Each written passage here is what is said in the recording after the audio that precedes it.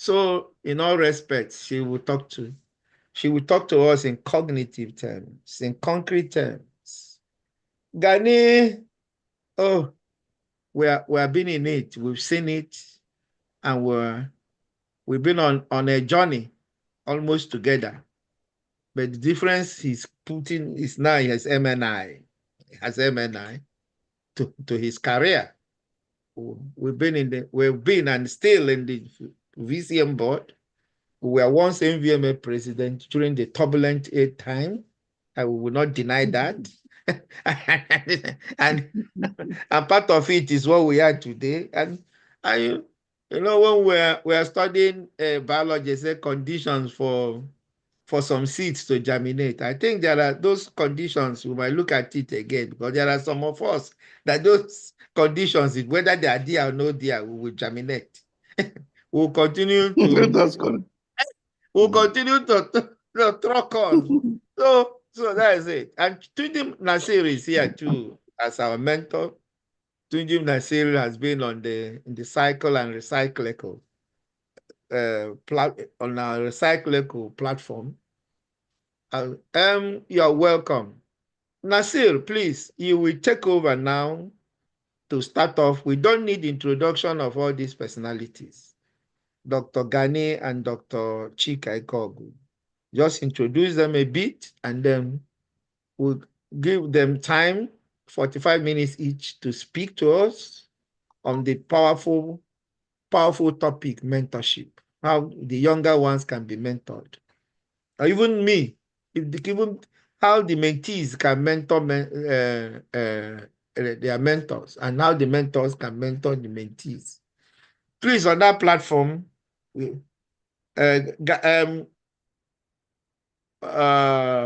Nasir, yeah, you can have the floor. Thank you. Oh.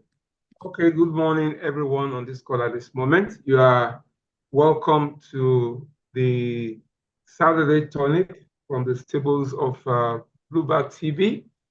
And a session was started last week about mentorship. And this is the second session of mentorship. It gives me great pleasure to say this is a familiar terrain because one way or the other, I've always been involved in this idea of mentoring, either as direct mentor or even in reverse mentorship. I'm told mentoring is a brain to pick and here to listen to and a push in the right direction. And that is what it is, principally. Mentorship entails the fact that you are not reinventing the wheel because somebody has gone through that process, already adept at doing that process, and it is for you to learn under that person. I liken it to what happened in the southeastern part of the country, where apprenticeship is something that I like, the way people are brought under some masters, and after some years, they are graduated and they become masters on their own. I think in a nutshell, that is what mentorship is all about. Mentorship is a professional relationship, most times in which an experienced person who is a mentor provides guidance, support, and knowledge to a less experienced person to help them through their skills and career. And I know that most of us that are here today, and the people who are going to also speak to us today, we're going to learn a lot from them. I don't want to introduce anyone. You already know them. But I'll just give them two minutes. My Oga, Dr. Gani Enahoro, MNI, to briefly introduce himself. Yes, there is no end to introduction. There are some people who probably will pick one or two things from him today as a way of introduction, when he's introducing himself. And my sister, Florence Chika Ikeogu, also used 2 minutes to introduce herself. I want to do something today, and it's going to be Chika that will talk first. I want Dr. Enahoro to listen carefully, and let's hear what the woman will say. In Nigeria today, the women are winning. They're everywhere. So, Dr. Enahoro, you will introduce yourself first, and then Dr. Chika Ikeogu will introduce herself. And then after introducing herself, she takes over the microphone and we want to know her ideas about mentorship. Has she ever mentored anyone? Is she being mentored herself? What has been her experience, in this journey of mentorship and everything? So Dr. Gani Enahoro, please 2 minutes to introduce yourself, sir. Thank you. Because you have insisted, I would have yielded my turn to Chika. But it's okay. She would take off the first shot after the introduction, like you have said. We have to follow the rules. I'm Dr. Gani Enahoro, MNI. I attended the University of Ibadan for my DVM between 1978 and 1985. I have a master in business administration from the University of Ilorin, 1990-1993. I have a master's in science in clinical pathology from the University of Nigeria, Nsukka. I also have a membership of the College of Veterinary Surgeons, Professional College, and I have a fellowship of the same Postgraduate College of Veterinary Surgeons, Nigeria. I also have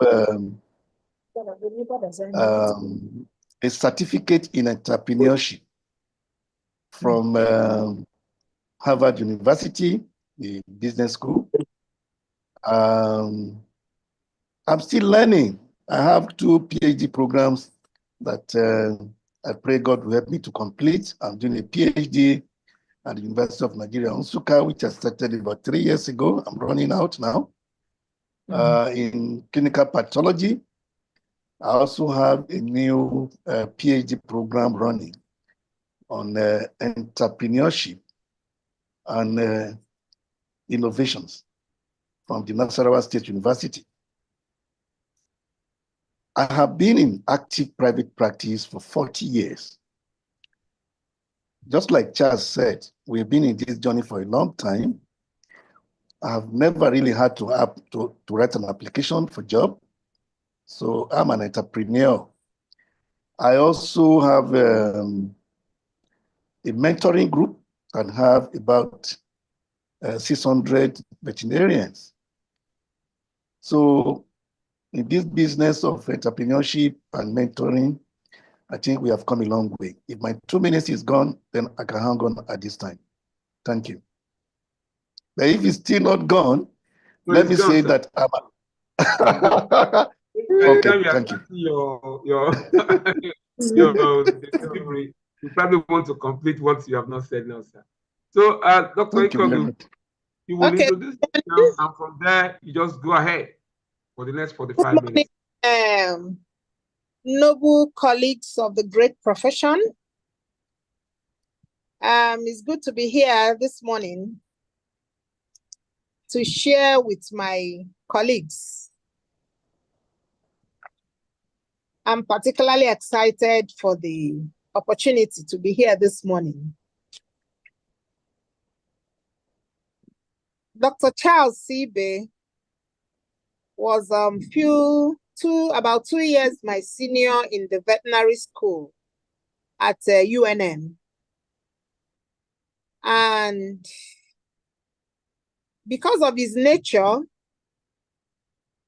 I didn't really know many of those senior students. When I came in to read vet, I was 16 years old in 1983. And any person I met on the way will always pity me for reading vet. And I was asking, why are you people so sad that I came to read vet? And the response was that people don't read vet in 6 years. They stay much more longer than that because the course is difficult. But when I began to see people like Charles Sibe, he was a man about town in the university, and the younger sister was in my hostel. And so through the younger sister, I got to know him. I got to know that his reading vet. And I began to say, if people like this can read vet, I can read vet. There were some other people that inspired me too, senior colleague like Pat Ezenwa. I don't know where she is now. She was in my hostel and she was the senior vet student that time. So I used to admire them. And I made up my mind, I will do my best to finish in 6 years. And so I want to tell us this morning that I finished in 6 years. Out of a class of about 30, we were only 8 that finished in 6 years. So you see that the fear of those, my friends in the university, was real. So my name is Chika Florence Ikeogu. In those days, before Ikeogu captured me, I used to answer Ozo. I'm from Abatete in Idemili local government area. Like I said, I went through the veterinary training at the University of Nigeria. And while I was planning to go for my master's postgraduate studies in the US, because then my brother was already in Texas and was making arrangements for me to come over to Texas A&M for my postgraduate studies, I ran into this young man that captured me that 1989. And so by 1990, I got married to him. And by 1991, I had my first child. In 92, I had my second child, who incidentally is a veterinary surgeon today. And in 1995, I had the last one. Graduating as a young vet in 1989, there was embargo on employment. And so there was nowhere to go. After my service here, I connected with a private company. I was just going to learn the practices of veterinary medicine here in Onitsha. And after a few months, UNN advertised for lecturers, and I left a 5-week-old baby and went to have an interview at the Faculty of Veterinary Medicine so I could start my career immediately. To cut the long story short, I got employed in November. And by that November, I was already pregnant for the child I was to born. I gave birth to in 92. By November 91, I got enrolled. And for the next 3-4 years, it was crisis upon crisis in the school, in the nation. Remember the military rule and the Abiola race of 1993? And so nothing was happening. At the time, it was like nowhere to go, little children to look after. I will never forget the advice of Professor Isaac Asuzu, and Professor Silva Anika. They are both alive today. And they called me. They taught me physiology and pharmacology. They called me and said, Chika, go and look after these little children. Whatever you're doing here, you can do it later. Thank God I listened. So 1995, after my third child, I had to resign as a graduate assistant, and I came back. Went to Nnamdi Azikiwe University, a postgraduate diploma in business administration. After that, I did an MBA. And after that, one of our lecturers of blessed memory, Professor Wanguche, he said, no, go and practice what you have learned in your PGD and in your master's. And so that led me to an advice that Dr. Charles Ibe gave me about veterinary practice. And so I started a veterinary practice. I started a farm, a poultry farm, later joined it to fish farm. I registered a company and I was doing poultry and selling all veterinary products and all that. Sometime in 2009, I ventured into fish farming and I needed to upgrade myself. So I went to the university, Nnamdi Azikiwe University, second missionary journey this time, not to do a PhD in business administration, but to do a second master's in fisheries and aquaculture, just to upgrade my practice as a fish veterinarian. So after the master's, I went to do a PhD also. But during the master's, on the recommendation of one of my professors, Professor Lucy Nguba, who taught me in the master's program, she recommended me to the vice chancellor to employ me in the Department of Fisheries and Aquaculture that they were just starting in 2011. So before I finished my master's in 2013, I got employed with my DVM and my MBA as a livestock manager and a technologist in the Department of Fisheries and Aquaculture. Finished my master's in 2013. I got converted to a lecturer too. And 2014, I became the head of department of that department, ran it for 5 years under Professor Haneku as VC. And then today I'm an associate professor. While I was doing my PhD, there was this advert from Veterinary Council, College of Veterinary Surgeons for a residency program. I applied. When it was time to give me admission, I got a call from the college that the area you want to study aquatic medicine is in University of Nigeria, Ibadan. Can you cope with running a PhD in UNIZIK, doing a bench work in UNN, and also going to Ibadan for a residency program in aquatic medicine?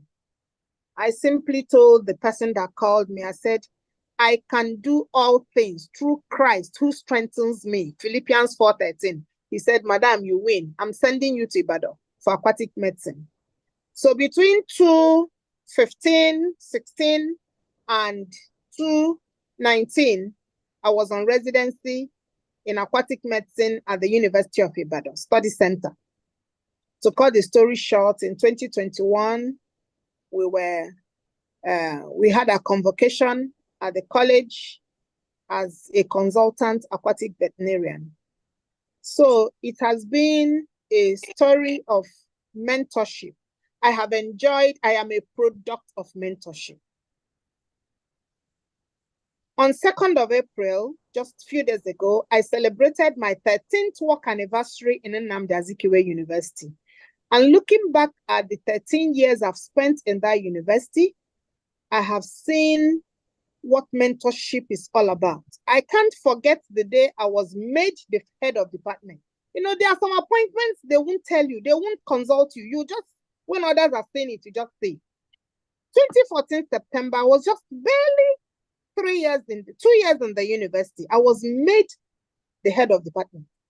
I ran to a senior professor in the faculty. I said, what will I do? I'm not used to the system in this university. I don't understand. He said to me, just listen. Headship of a department, 2 things are involved: responsibility and accountability. I will never forget those 2 words. He said, anytime you're given a task to do, make sure you do it and beat the deadline. If you're asked to submit anything, make sure you beat the deadline. Don't wait for the day of the deadline. Beat the deadline. Any fund, any money that comes to you to use for something, never use it for another thing. Because you are going to retire every money that comes to you, and you must use the money according to the way it was sent to you. Never you misuse this for that, so that it will be easy for you to account. And by the time you send in your report at the end of the year, everything will be clear and it will be flowing. I listened. I began to work. I had several challenges on that work, but because I was being mentored by people who had experience, I now saw that there were people I needed to also mentor. People who were working with me, but they didn't really know the work. I introduced filing of documents in that department, proper record keeping. Once you come in and say, Pool, give me this memo, they know the particular cabinet they will go to and pick the memo and bring it out. I taught my staff how to document records, students' records, staff records, different records to do with the registry, the dean's office, various departments, the GS. We organized the department. And because of my experience with relationship with lecturers outside Nigeria, in Nigeria, we don't have very good lecturer-students relationship. Different from what we have abroad. The first time I attended the World Aquaculture Society conference, I saw how lecturers and their students were relating, and we don't relate like that in Nigeria. The lecturers feel that they're in a different class, while the students feel they're in a different class. But when I saw that the lecturers and the students were relating well, you wouldn't even know who the lecturer is. The professor sits at the back of the conference room and the student is making the presentation. It's only when they now ask the student a question that the student cannot answer. That is when the big masquerade will now take the stage and clear the floor of every question, clarify the whole thing. That's even when you know that he's the man behind the project, that the student is just being mentored by him and he's watching his students present. But Nigeria, they will come, they will not supervise students. Students will not know what we are doing. We do the students' work and we go there and present the students' work and we don't carry the students along. So from day one, I decided to carry my students along in research and other things. Even if the student is not able to afford to attend the conference, I always make sure the student is carried along in the manuscript preparation, in the PowerPoint preparation, and the student is going to be one of the authors and gets the certificate for that paper being presented at the conference. And I have learned to carry my students along. And because I'm a product of mentorship, I still remember those lecturers who were close and nice. Some used to scare us. There are some you will greet, they will not even answer you. There are some that walk you out of the class, not minding why you came late or whatever. You know, some we are so high and tight, but some we are down to earth and friendly. So the world is full of choices. Growing up and going through all the trainings I've had, I made a choice to close the gap between the lecturers and the students. And that's how I've been going. So our brother, Tunji Nasir, has defined mentorship. It's a relationship between two individuals where a more experienced and knowledgeable person, the mentor, supports, guides, and advises a less experienced person, that is the mentee, in their personal and professional development. So in this class 2, I'll be looking at the key words in this definition so that we'll be able to know exactly what mentorship entails and how we are going to make the best out of it. Believe you me, we are living in a generation where the young people don't believe in career development.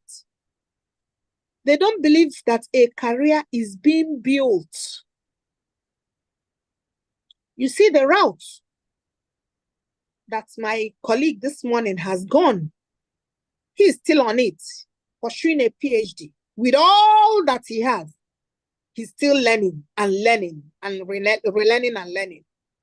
Myself, I am still on the path because I am looking forward to becoming an American certified aquatic veterinarian. I don't know how that is going to happen, but that's what I'm looking up to. I'm a Nigerian certified aquatic veterinarian, but I need the American certification. Perhaps some people on this platform this morning will tell me how it's going to happen. So that's all mentorship. So when we look at the keywords and the challenges that lie ahead of us, we are dealing with a generation that want to fly. They want to overtake people who started before them. Overtaking is allowed. There's no problem with that.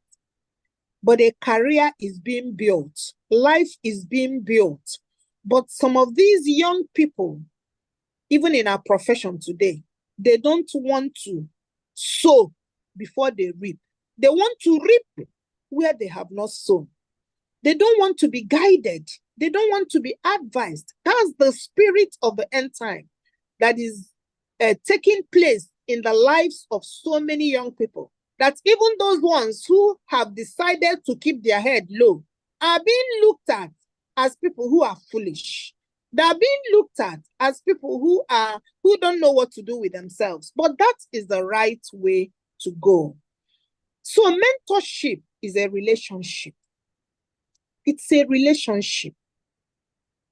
If two people don't agree, they cannot relate. There are good relationships and there are bad relationships. So mentorship is meant to be a good relationship that will connect people together, that will connect individuals together and give them an opportunity to create values for themselves and then to know how to behave towards one another to be able to achieve something. That it's a relationship. That's why a mentorship relationship has to be developed. It has to be built. You can't have mentorship with a lecturer that greets you, you greet and he doesn't answer you. You cannot relate with a lecturer who walks you out of the class because you asked him a question that he couldn't answer. You can't have mentorship with a lecturer whom you have struggled for a girlfriend in the female hostel with. So mentorship is a relationship, a positive relationship. Definitely you cannot relate with a lecturer or a mentor who has exploited you somehow. Today we have so many lecturers exploiting their students. Because of the poor salary structure, they have reasons to take money from their students anyhow. Some take students to places that they ought not to take students to. Some involve themselves in so many activities that are not right and healthy. You can't have mentorship in such a relationship. A mentorship relationship is a relationship that is good, lively, and healthy. I remember some of those lecturers that used to chase me in vet that time. I know that if I fall for them, I will spoil the relationship I have with them. So I didn't. Because I know that they will help me in future. So you can't have a relationship with somebody who exploits you. But that is the order of the day today. Mentorship is a relationship between two individuals, a mentor and a mentee. A mentor can have other mentors, other mentees, but the relationship between him or her and one mentor, one mentee, is different from the relationship between the other ones. In other words, even if the mentorship class is a class of different individuals, but the relationship is between the mentor and the mentee. Because the mentor is working at the specifications, at the rates, and at the predisposition of the mentee, taking note of the challenges, the predicaments, and the situations that surround the mentee. If not, the idea of the mentorship will not be achieved. So it's a relationship between two individuals. These two individuals, they are people who want to help themselves to achieve a set goal. What do I want to achieve? You know, while coming under the unemployment thing, and I encountered Charles Ibe in Kaduna. After seeing his farm, that time his farm was in his boys' quarter. Myself and my husband went for a Christian program. It was not even a vet thing. And then because he was living in Kaduna, we linked him up and we stayed in his house. I remember all the things he was telling me. I'm sure he will not remember. That's one thing about the relationship. The mentee always remembers what the mentor did or what the mentor said or whatever that was so valuable to him or her. So the relationship between these two individuals need to be cordial and need to be productive. It is not a relationship where we fight and quarrel and look down on one another. It is a mentorship, a relationship that has value, and we behave appropriately to one another so that it can achieve the purpose. Experience and knowledge. That's the raw material of the mentorship relationship. Having what to share, having what to give out. Normally, people say you can't give what you don't have. Once you don't have it, you can't give it because you don't have it. And so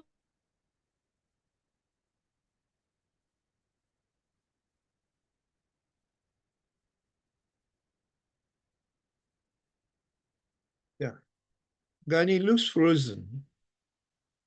many people today, they may have nothing to give out. So part of building a career is having something to give to the younger generation. Because in this our profession, it's funny. In 1989, 90, 91, 92, 93, 94, I was a young vet. But today, I am 36 old graduate vet. So I'm now an old vet, whether I like it or not. So one of the key words is, what do I have? What have I accumulated over the years that I can give to these younger ones anytime I have an opportunity? What can I share with them? What can I tell them? Because somebody who has gone through a route knows the route, knows the ups and downs in that route, and can share with somebody who is yet coming to go through that route. So we need to carefully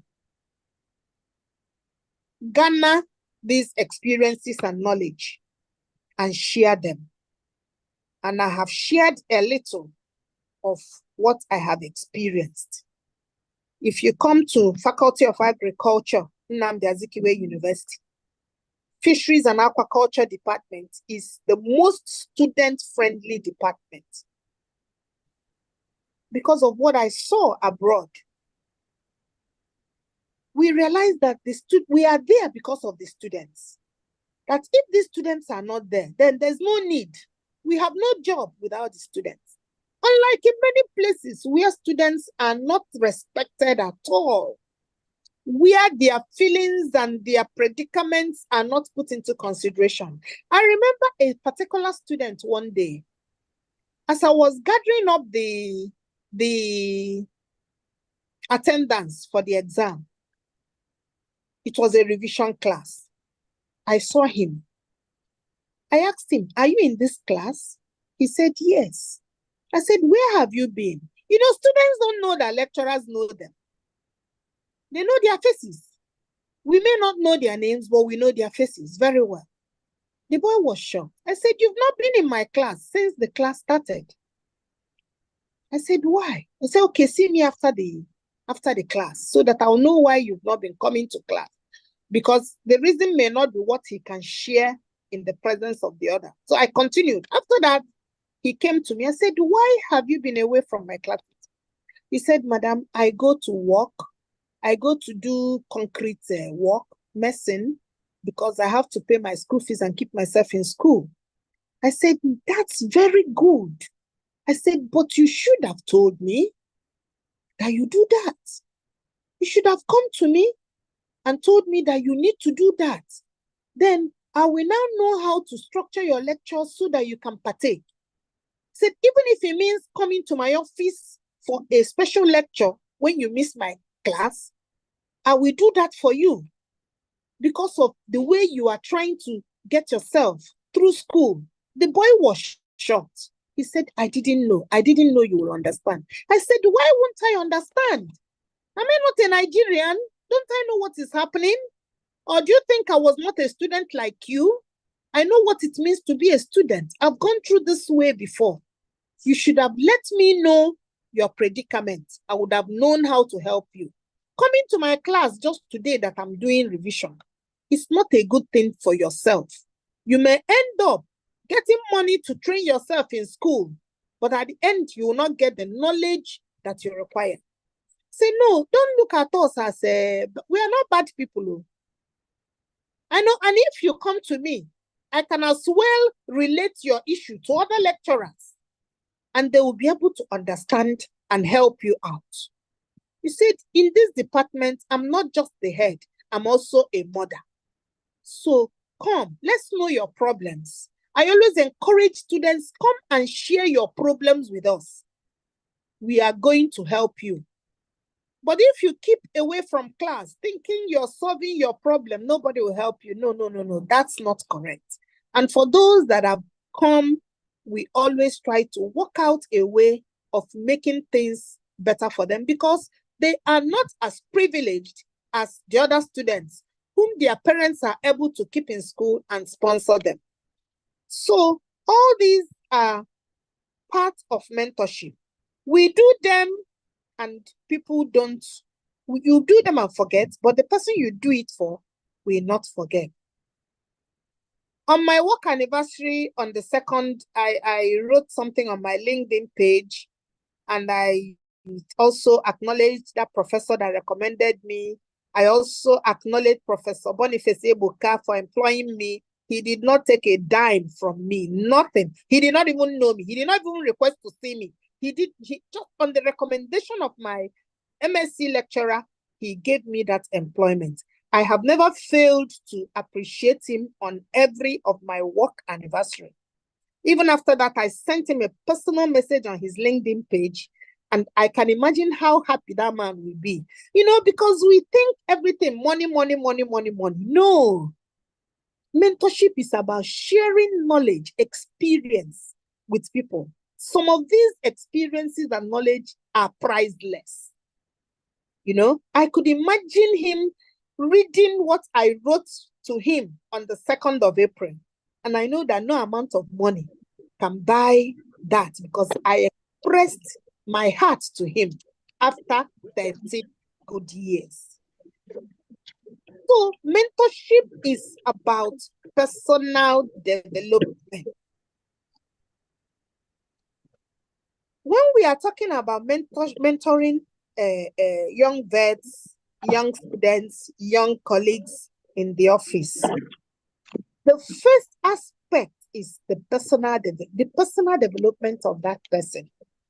Because if that person does not have a stable personal development, the mentorship process will not go through. It will not be fruitful. So let's look at several aspects of personal development. And all these aspects, they need mentorship so that people can do them and get good results. Number one is physical development. Our physical well-being, our personal well-being. Today, because we want to make it at all costs, many of us don't sleep. We don't rest enough.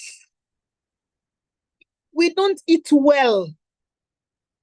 We don't manage ourselves well. We are living in a very stressful environment. No electricity, no internet. Either it's not there or it's very expensive for people to afford. Movement is difficult. Road networks are bad. aeroplane transport is expensive and irregular and unstable. So we need proper physical development. We need to rest well, sleep well, eat right, not junk, taking all kinds of things that people package and sell. Those things are poison. We need to know the right thing to eat. We need to exercise well. We need to walk. We need to develop our physique to be able to make us productive. So in this one, you see, you need a mentor to tell you the right food to eat, how to manage your stress, how to exercise that will build you up well, not the one that will kill you. There are some exercises that kill people, especially aged people. We need to know the right exercise to do, and then do them and have good physique that will be able to carry us through this mentorship process. We need to have financial development. In as much as things are difficult in our country today, things are very difficult, but we need to understand that there's money everywhere in Nigeria. Everywhere there is money. We need to mentor people to see where there is money. There are many places where there's money, especially in our veterinary profession.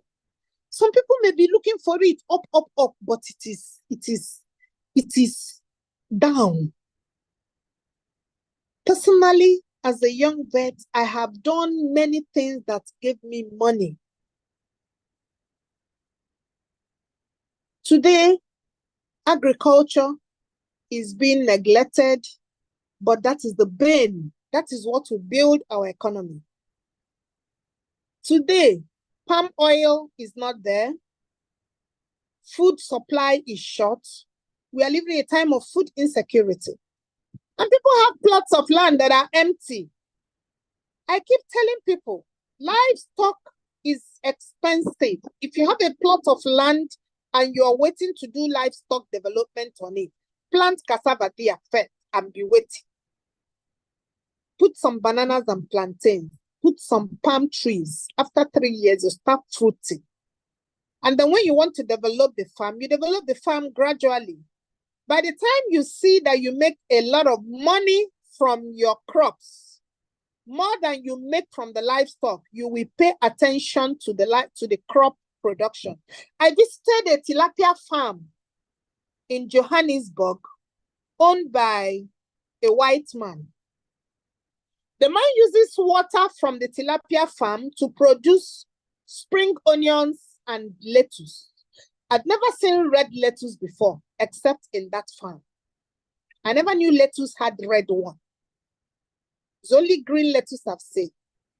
And so the man was telling us, when we went for a World Aquatic Animal Health Conference in Pretoria, we went for an excursion there. And the man was telling us he makes more money from the lettuce and the spring onions than the tilapia fish. So it is time for us to get involved with integrated agriculture. Some of us depend only on livestock. Like livestock is so much capital intensive, but we can integrate it with crop production and balance up. So we need a lot of financial development. I've been able to learn that because I'm in fisheries and aquaculture, where we do integrated agriculture. Over there in the university, we started our fish farm, and there was a vast land around it. Each time we needed to pay people to cut the grasses. At the time, we said, no, we need to convert this bush into a farm. So quickly, we went to the ADP and were able to get this vitamin A cassava, which we planted all around the pond in the school there. We made much more money from the cassava than from the fish. So we went into other things like cucumber and yellow pepper production with the effluent from the fish pond. Our students enjoyed it. You know, some of these children have not touched soil before. They are born in houses that are concreted and landscaped. They don't go to the village. They don't know their village even. They live in Lagos, they live in Enugu, they live in Port Harcourt, they live in Onitsha. They don't go to their village. So they don't touch soil.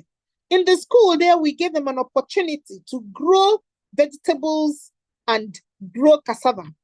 And we made more money from those vegetables, pepper and cassava, than from the fish itself. So we need to mentor people in that line. I remember at our convocation, Professor Tomari was telling the graduates from the college to think outside the box. We need to think outside the box. Today, we have a lot of young people who are into gambling. I don't know if you know that gambling has taken a toll on this young generation. So many have become addicts of gambling. They want to reap where they did not sow. They need quick money. No, we need to show them that if you do this, you will make money, much more money than you can ever imagine. There are many avenues. And so personal development also, we need to teach them how to relate to people. You know, I went to University of Nigeria and Nsukka. You can't pass a lecturer without greeting him, whether he knows you or not. You can't pass a senior student without greeting the person. I had a different experience when I got to Nnamdi Azikiwe University. Students will be standing on the corridor and the lecturer will pass. They will not greet the lecturer. Hey. And I'll always say, good afternoon, students. You didn't greet me. Let me greet you. And they will laugh because I have to teach them to greet. If somebody comes close to you, you greet. White man will say, hello, hi. Here we say good morning, good afternoon, good evening. I learned that. I said, no, I can't leave these students like this. How can I pass students into as big as I am, as tall and huge as I am? They will not greet me. Doesn't mean they didn't see me. And I began to teach them to greet. Once I see them, I will greet them first, and then they will now turn and greet me. We need to teach them how to relate with people, how to relate with themselves, then how to relate with their spouses. Today, so many marriages are suffering the stress of the time.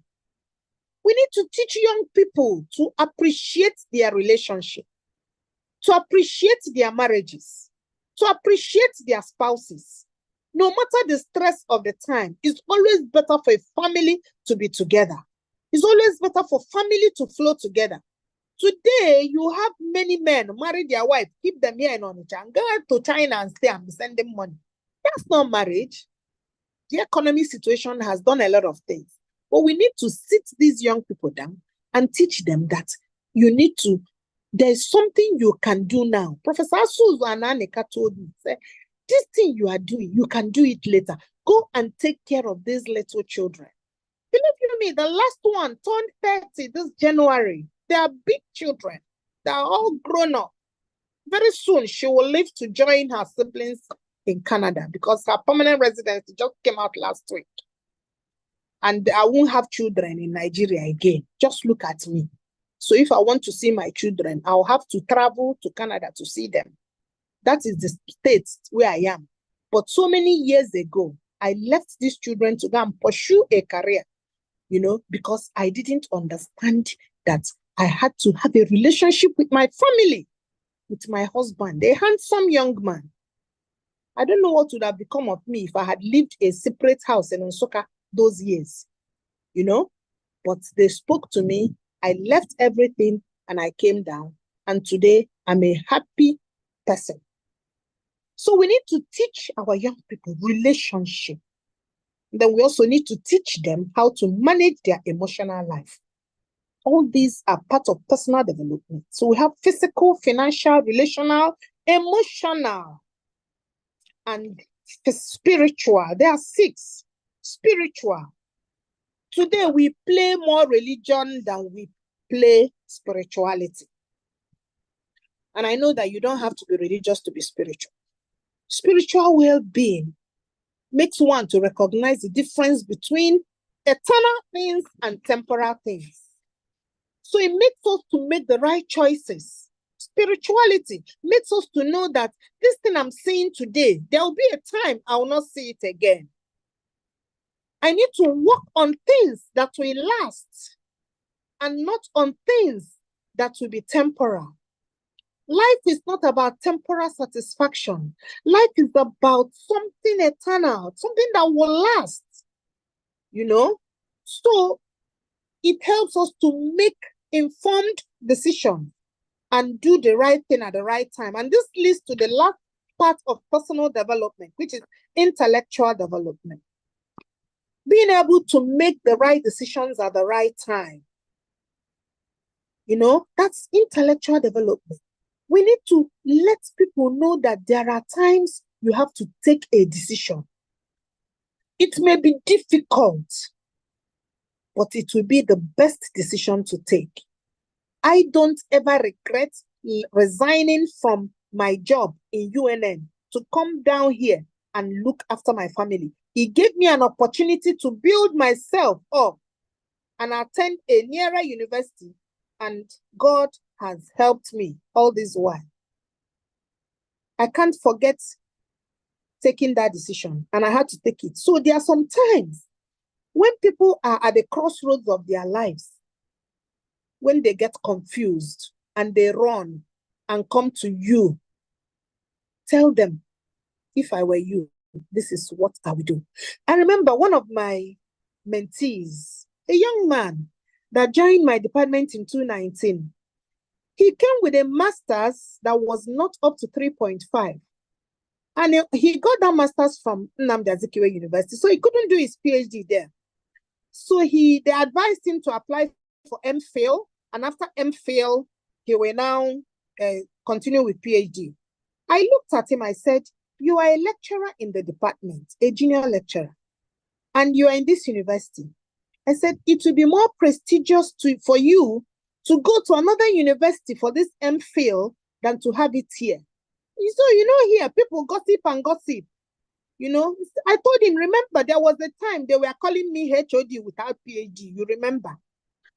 You were here. You came in 2019. I finished my PhD in 2020. You heard that I was HOD without PhD.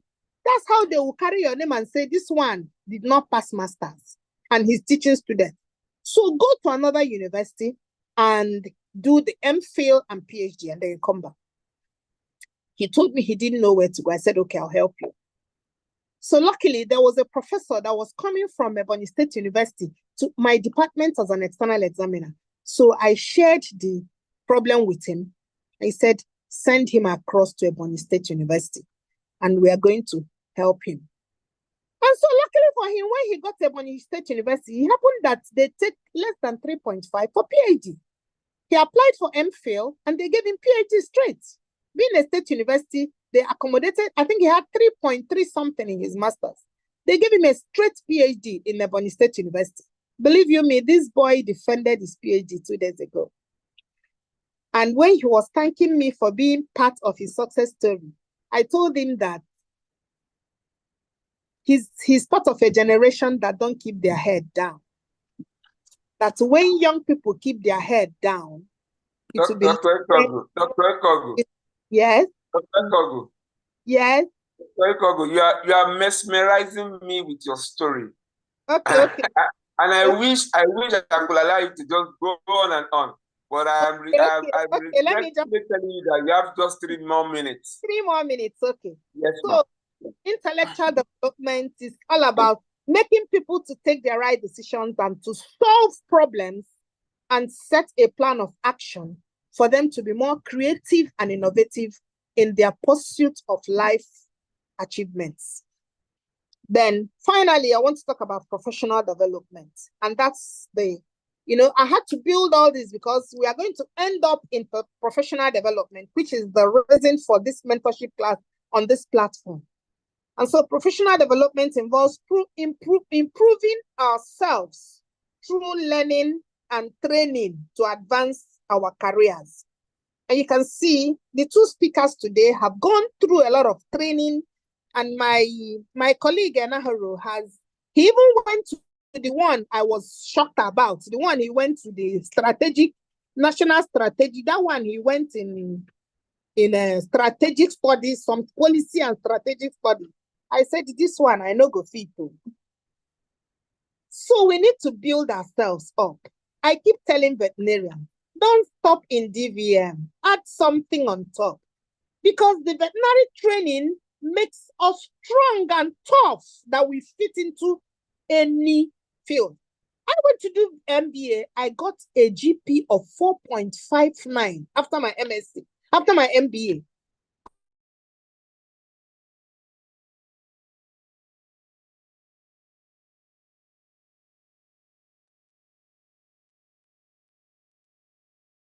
And the professor that taught me management enough to read, go into other fields and still excel in them. So many vets have veered off into many places. Some have veered into ICT, some have veered into plain, clear business, and they're doing so well. Some have veered, some even went back to read human medicine, they're doing very well. Some have gone into other areas outside of veterinary medicine, and they're doing excellently well. So we need to network, develop ourselves. My regret is that when opportunities like this come up, our people don't connect. Today, we just have 19 participants on this platform. And that has always been a burden in my heart, because when opportunities like this come, there must be something to learn. So we need to expand our networks, attend seminars, conferences. In fact, during one of those, my trip to US, one of my colleagues said, this money you're going to use to transport yourself to US can buy you a car. I just looked at him. I said, you don't understand. Today, I'm enjoying those connections I made through attending those World Aquaculture Society conferences, because Dr. Charles Ibe said, Chika, if you remain local, you'll be local. Go international. I went international. He told me to go international. Today, I'm enjoying international. I'm enjoying. In fact, in the next 2 weeks, I'll be going to visit a fish facility that is used for biomedical research at the University of Manitoba. When this facility was launched in November, my son sent me the video. I said, I'm coming to see this facility next time I'm in Manitoba. And I had to do a quick review of fish species used for biomedical research. I just published it in our conference proceedings of this conference we just did last month. Maybe I'll send the paper to the platform when we are done. So with that paper I've published, I have asked for an invitation to visit the fish facility that is being used for biomedical research. There are 2 fish species that are used for biomedical research. The Daniel Rerio, that is the goldfish, and then the Mexican tetrafish. They are fish because they have very close genetics to human beings. So they are now standardized experimental animals that are used for biomedical research. So I pray I'll be able to get an opportunity to see how those fishes are doing in the biomedical facility of the College of Dentistry at the University of Manitoba. So we need to build us up, improve our professional development, because it's when you have been improved, that is when you can improve others. So mentorship is all about learning, unlearning, and learning, according to Alvin Toffler. And so to the young vets, the young female, Can you hear me? A career is being built. Take your time, look for people who you admire in the profession and let them take you through. And then you'll be able to have a stable life, a stable home, and a stable career. Thank you for this opportunity. God bless. Hello, Dr. Ikeogu. Yes, sir. She's finished. Dr. Ikeogu, thank you so much.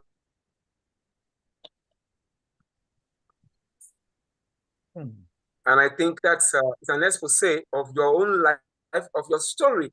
And like I told you a few months ago, I have been mesmerized, and I've also learned a lot. And it's to the loss of those who are not.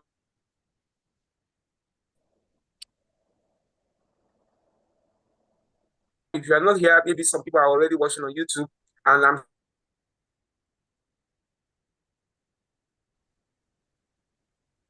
to listen to the master class that you have given this morning, because I call it mentorship master class, because you have related it to your story. And I want to believe that everyone who has heard you knows that yours is a mentor. Oh, low bandwidth. Knowledge and experience, which you said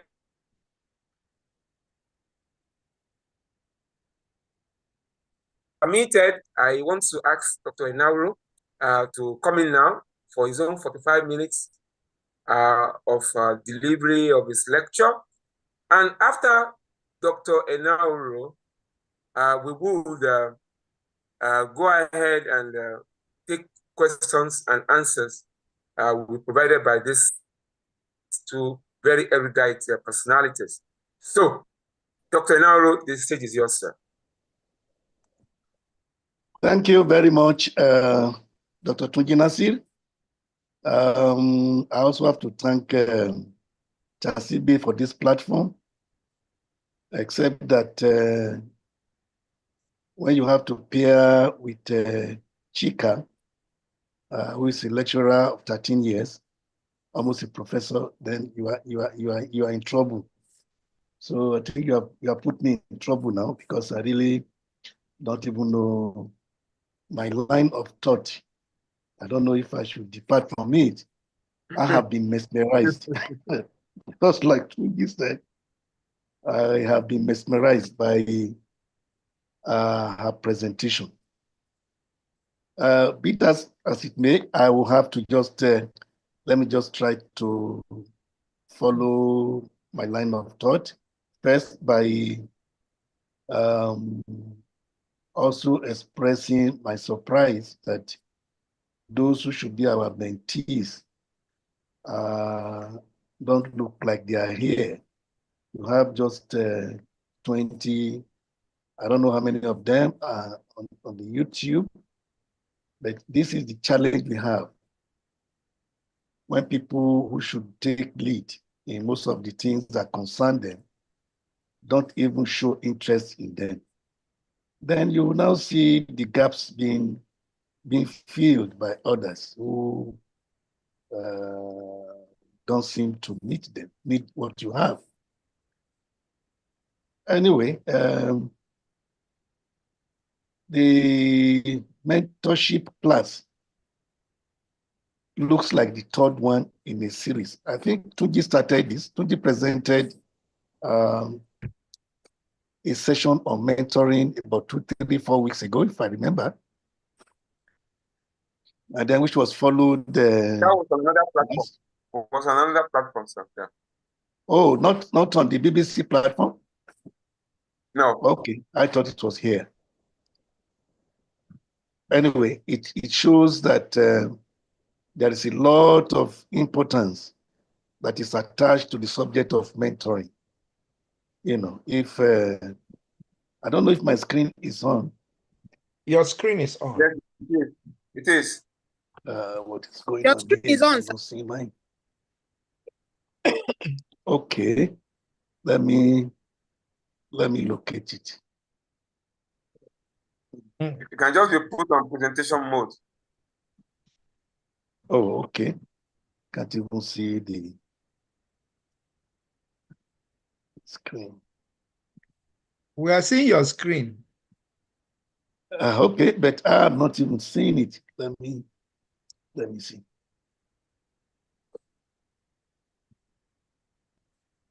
Why I struggle to outline. You are at outline, conceptual clarification as to one bullet point. Okay. The surprise is that I am not even seeing my screen myself here, and I'm sharing. We can see. Don't worry, I will still fall within my 45 minutes. Let me. I don't know what I've done wrong now. Let's see. Exit full screen. Well.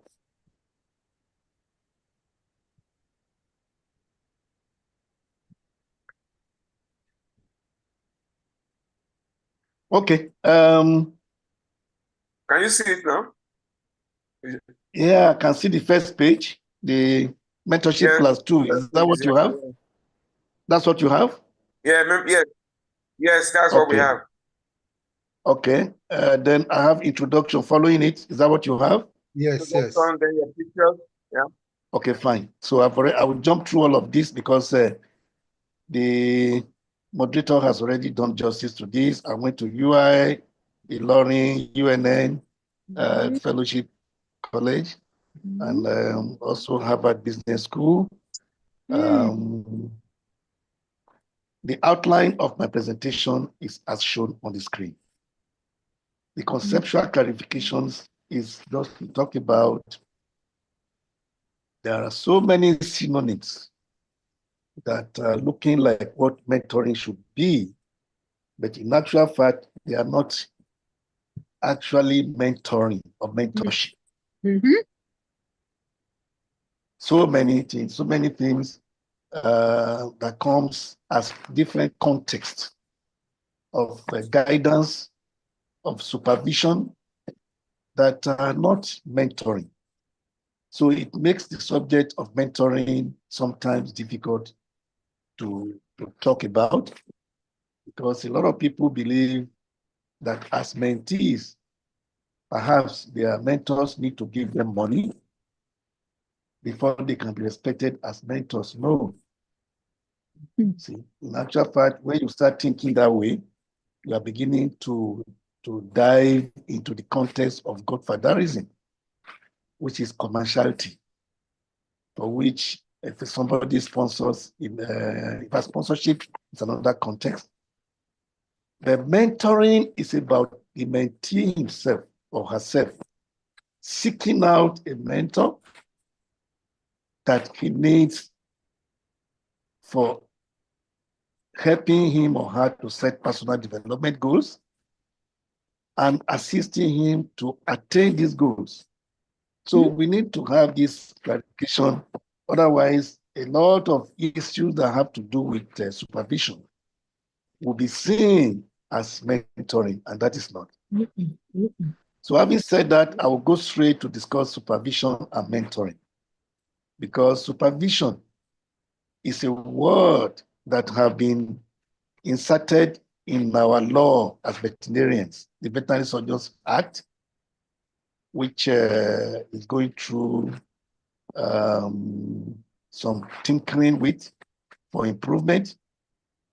By the time it comes out, it might not be called the Veterinary Surgeons Act again. We might be looking at a law that is meant for veterinarians and veterinary paraprofessionals. But for now, it is still Veterinary Surgeons Act.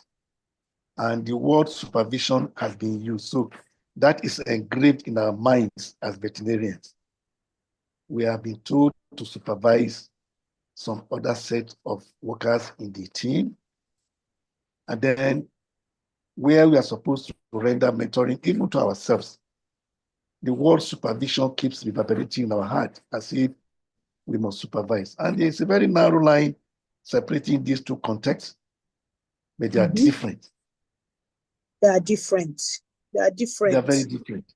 Yes. In supervision, for instance, in the healthcare business, which is where we fit in, a senior colleague is observing the work of a less experienced person and advising on the handling of the cases or situations presented to them. And the aim is to teach and ensure patient safety, because patient safety is an outcome.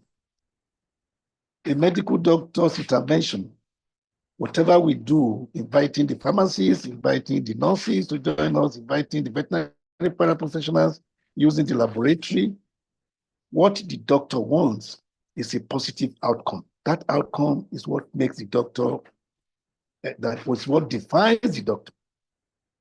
So the supervisory role is very critical because you don't want excuses. You want your patient outcome to be great. And the business for that belongs to the medical doctor, the veterinarian. So he is the one to answer that question of the outcome of the patient outcome. Very important. So you don't want mistakes. So you need to supervise your team for this outcome, for this patient safety. That is not the same with mentoring. Dr. Chika, Dr. Twiggy Nasir have defined mentoring very clearly, and it's almost the same thing like what I also put here, that it's a professional relationship in which an experienced person assists the less experienced person. Note that the two of them are experienced, but it only makes one person more experienced. So you can have a colleague of yours that is less experienced in an area to develop specific skills and knowledge that will enhance his or her professional and personal growth. I can come to Tunji's clinic or business and ask him, I'm interested in the business of importation of veterinary equipment, veterinary materials, even when I'm much older than him in the profession. And he will be the mentor in that regard, because that's a specific skill or knowledge that I'm looking for. So you can't be a mentor, a general contractor mentor, or a mentor, an all-rounder mentorship. It's not. Because you will confuse it along the line with supervision, with teaching, and with various other concepts that intersect with the principles of mentoring. So mentoring has to be in specific areas. And that is why there must be a mutual respect between the mentor and the mentee. It's not a novice. The mentee is not a novice.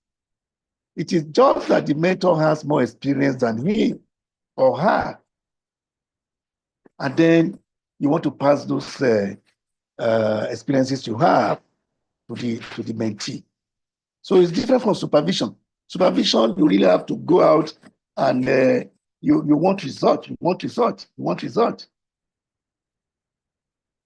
Now, mentoring focuses on long-term development and growth. That is, the person who has come to ask you for mentoring is not looking for an immediate solution. He wants something that he can take away and be able to do later on his own without necessarily looking for you again. And it's not a permanent thing. So mentoring emphasizes guidance, support, and sharing of experience. And it's typically informal. I think we need to know that. There is no, you don't have a memorandum of understanding that you need to sign. You don't need to, there is no rules that you must fit in like in a formal engagement. No, it's typically informal with a very personal relationship between the two parties. And the mentor provides a valuable insight, advice, and at the end of the day, help to network the mentee towards attaining those goals and opportunities for him. And then one thing that is very important in mentoring is that it is the mentee that drives the agenda.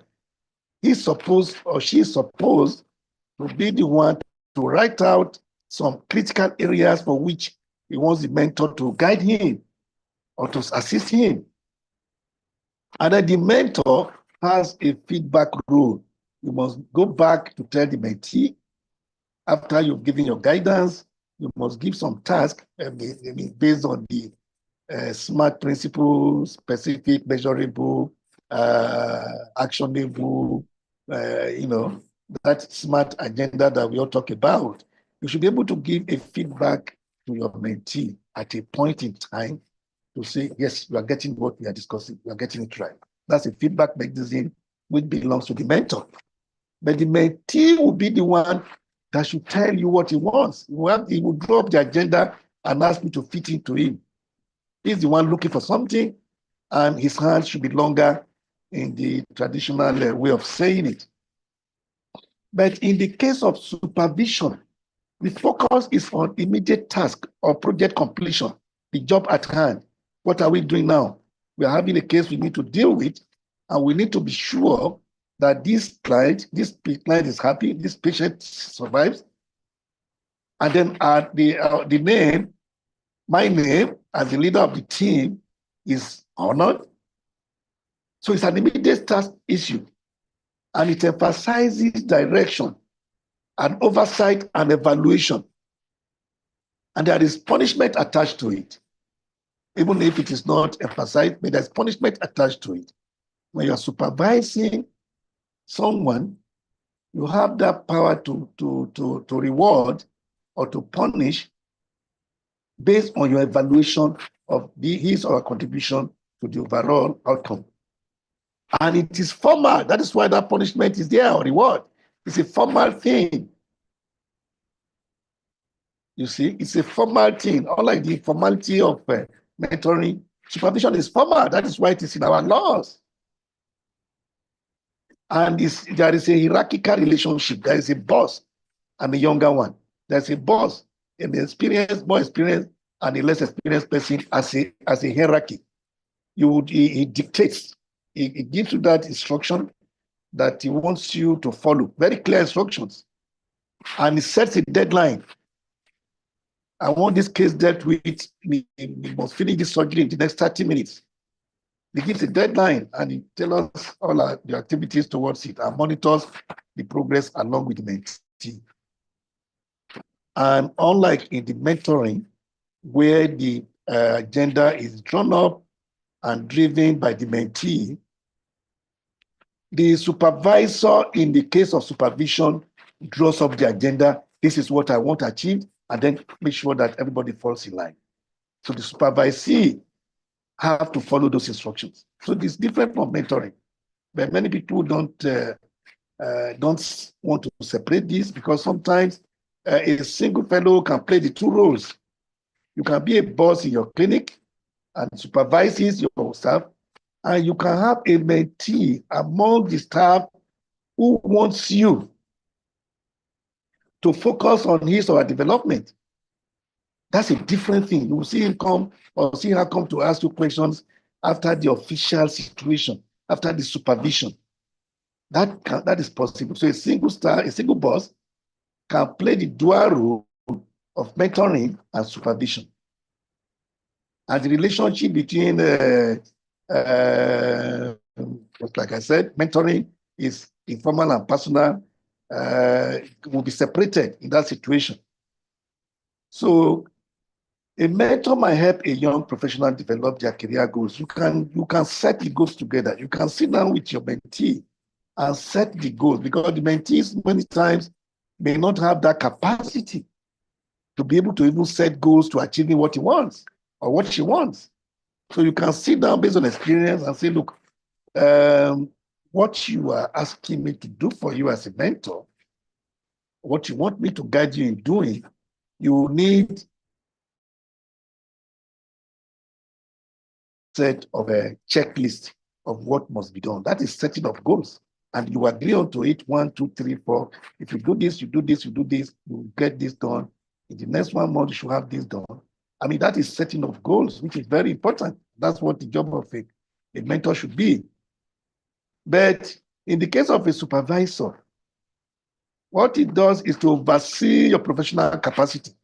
You are a doctor, I've employed you, so you have a capacity that I will monitor and then see how well you are going ahead. Even if I need to guide you, it has to be with the relationship of a boss and trainee relationship kind of a thing.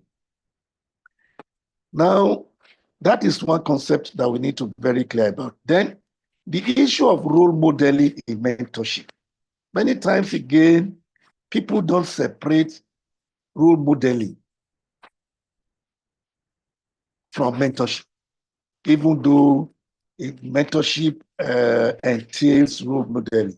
Role modeling is inside mentorship. Before a mentee comes to you as a mentor, he possibly could have heard about you or could have seen certain things in you for which he also wants to model after. And those things are very personal issues. They demonstrate, I mean, they want to see, I mean, you have been demonstrating to them your behaviors, your values and attitudes that they have observed from afar or even closely to you.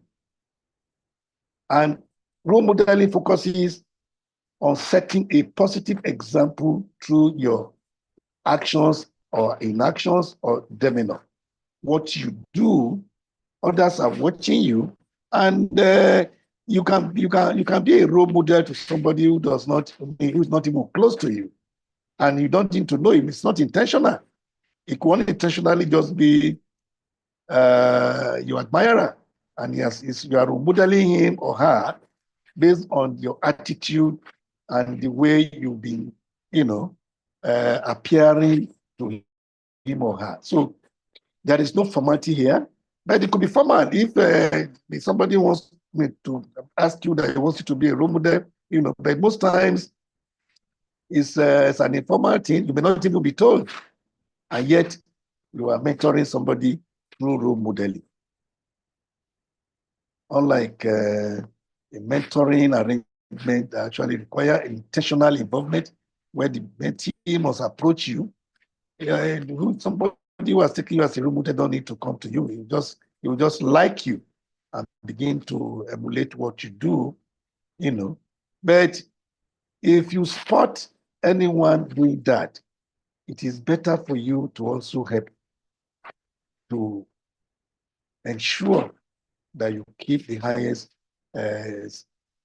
level of what you have to offer, because if somebody who is admiring you from afar comes close and discovers that what he's getting is no longer what he was seeing, is not what he's getting, you may begin to disappoint that expectation, of a role model for him or for her. Now, the key differences between role modeling, like I noted when I was preparing this, my mind towards this, is that the role model may, just like I said, may not be an intentional thing. Mentoring that is involved in this kind of thing could be direct or indirect guidance. Whereas in the case of mentoring, you need to give a feedback directly because you already been asked to be a mentor. And the relationship between you may be formal, even in role modeling, because like I said, if it comes to ask you, then it means that you have more responsibility to the person. Now, let me look at another concept which many people don't like talking about. Mentorship and godfatherism. Godfatherism it's an English language. It's not something that came from nowhere. So when we apply it today to politics, it's just because we are seeing some examples that are not pleasant. Godfatherism exists, and they are so, in fact, the two of them, mentorship and godfatherism, are interconnected, even though they have distinct differences existing between them. In the case of a mentorship, like I said, the mentor provides guidance, support, valuable insights to help the mentee grow professionally and personally by helping to set goals and following through. The focus is always on developing the skills, sharing experiences, and fostering independence. You want the mentee to go and also be good in the areas for which he has determined to seek your help. Mentorship is normally a mutually beneficial relationship where even the mentor, from the feedback you give, which shows you're already monitoring your mentee, you're also getting some things. It's just that it's less experience, but there are some experiences he could have had that you don't have. But in the case of godfatherism, it is a system where a very influential person, who is the godfather now, provides protection, support, and advancement. In fact, he gives money and opportunity to a protégé, to somebody who he sees as somebody he can control. And it's giving him a chain for loyalty and obedience. And that loyalty is very wide. Could be in terms of even squeezing you to bring money later on. And the focus is usually on gaining power, influence, and control. So godfatherism can be very exploitative and create dependency. A godfather wants you to remain with him or her permanently, unlike a mentorship where the mentor is in a hurry to let you go and start putting what you have learned into practice. A godfather does not want you to go. You have to depend on him. Even when you become the governor of your state, as we are beginning to read in newspapers and we are seeing, he doesn't let go. You have to depend on him. But many of those beneficiaries, those who benefit from godfathers, try to redefine their relationship to make it look like they were mentored. Not at all. Mentoring is different. Mentoring will not give the kind of undue advantage, or is it undue now, unfair advantage that you have gained, you know, because mentorship should not be used as a guise for godfatherism, because that's what people do today. When they achieve their goals, they tell people that you have only mentored them to achieve their goals. No. When mentors or godfathers use their influence to secure for you unfair advantage, they will demand your loyalty and obedience in exchange for what they have put in. Many times they didn't even tell you what they are putting. So if you have to separate mentoring or mentorship from godfatherism, you must search for transparency and fairness in the mentorship relationship. Did you attain what you attained through a transparent process?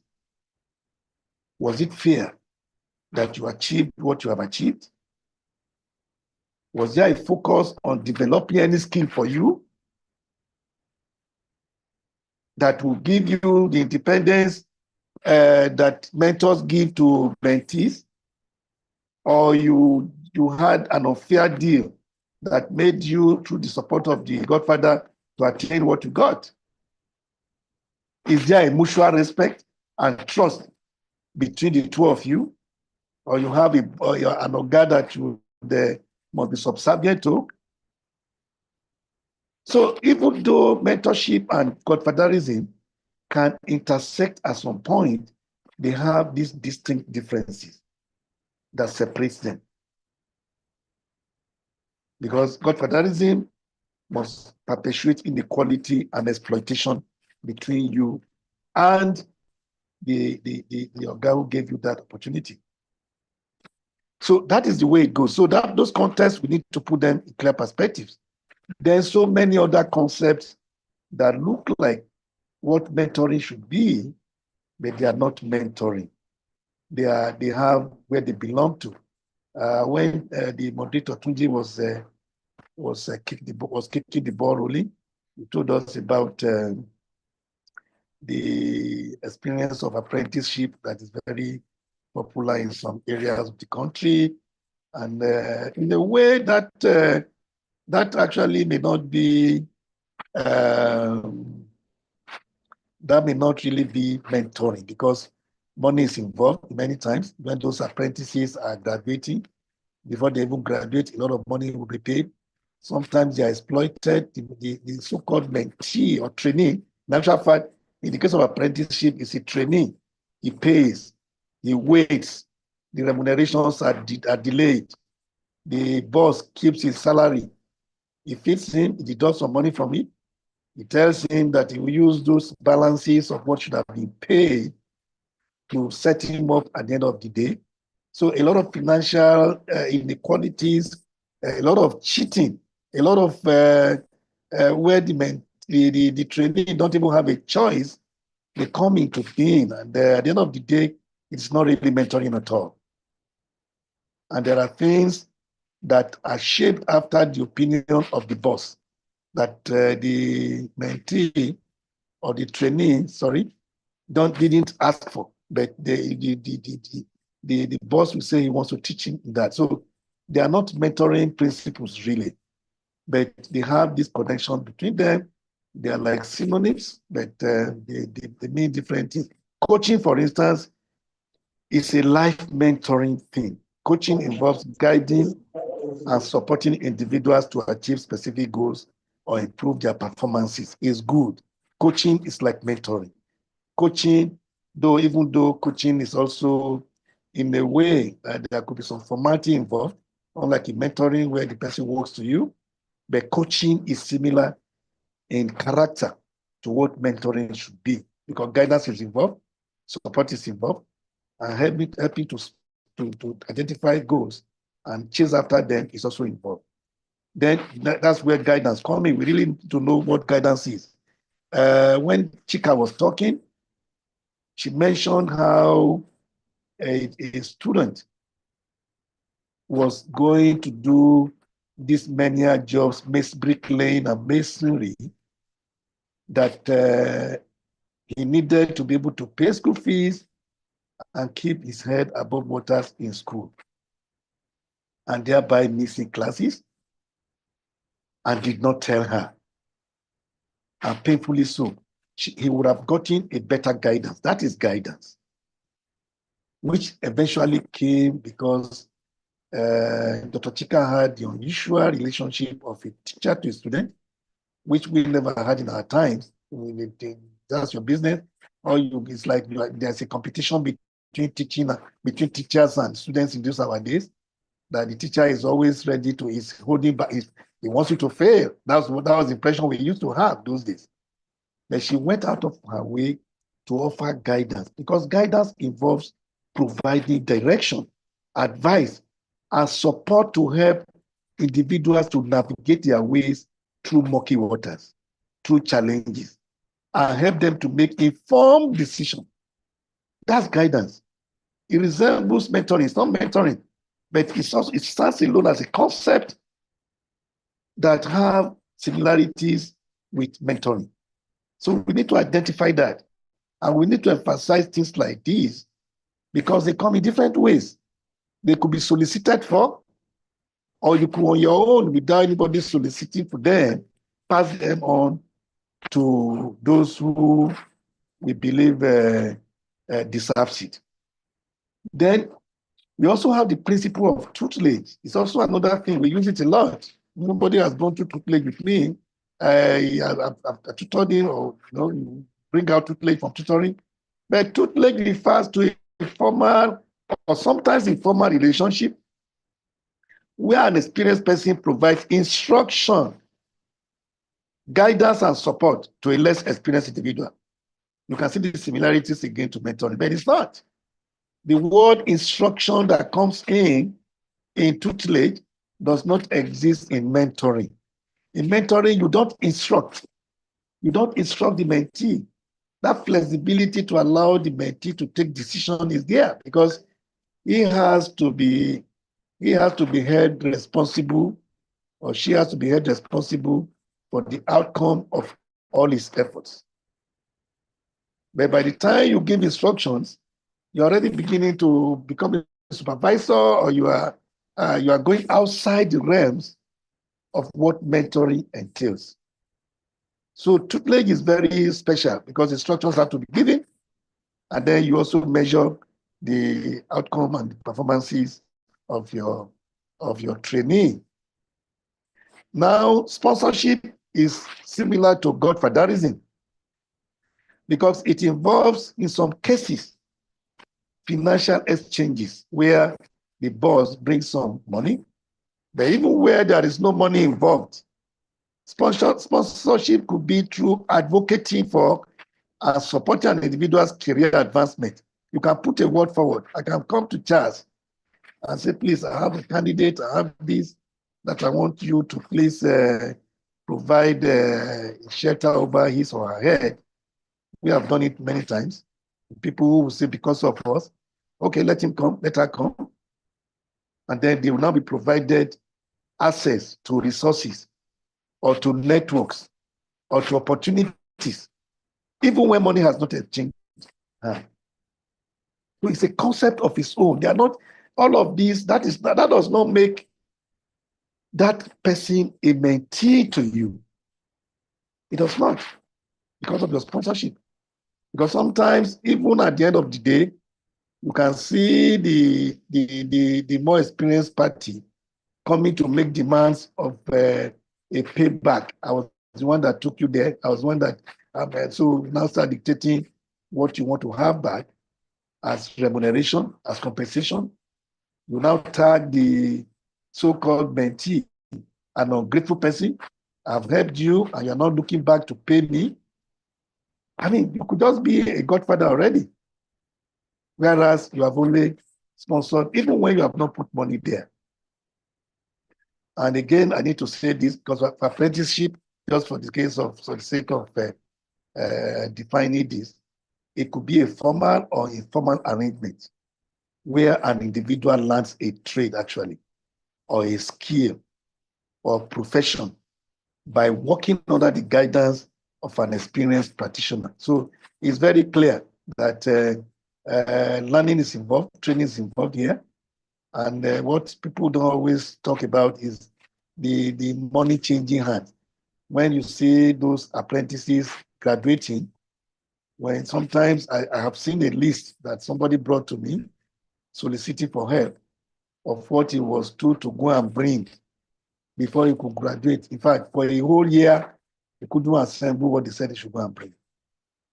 And he therefore had to be under the shadow of the boss for, in fact, for more than a year, working.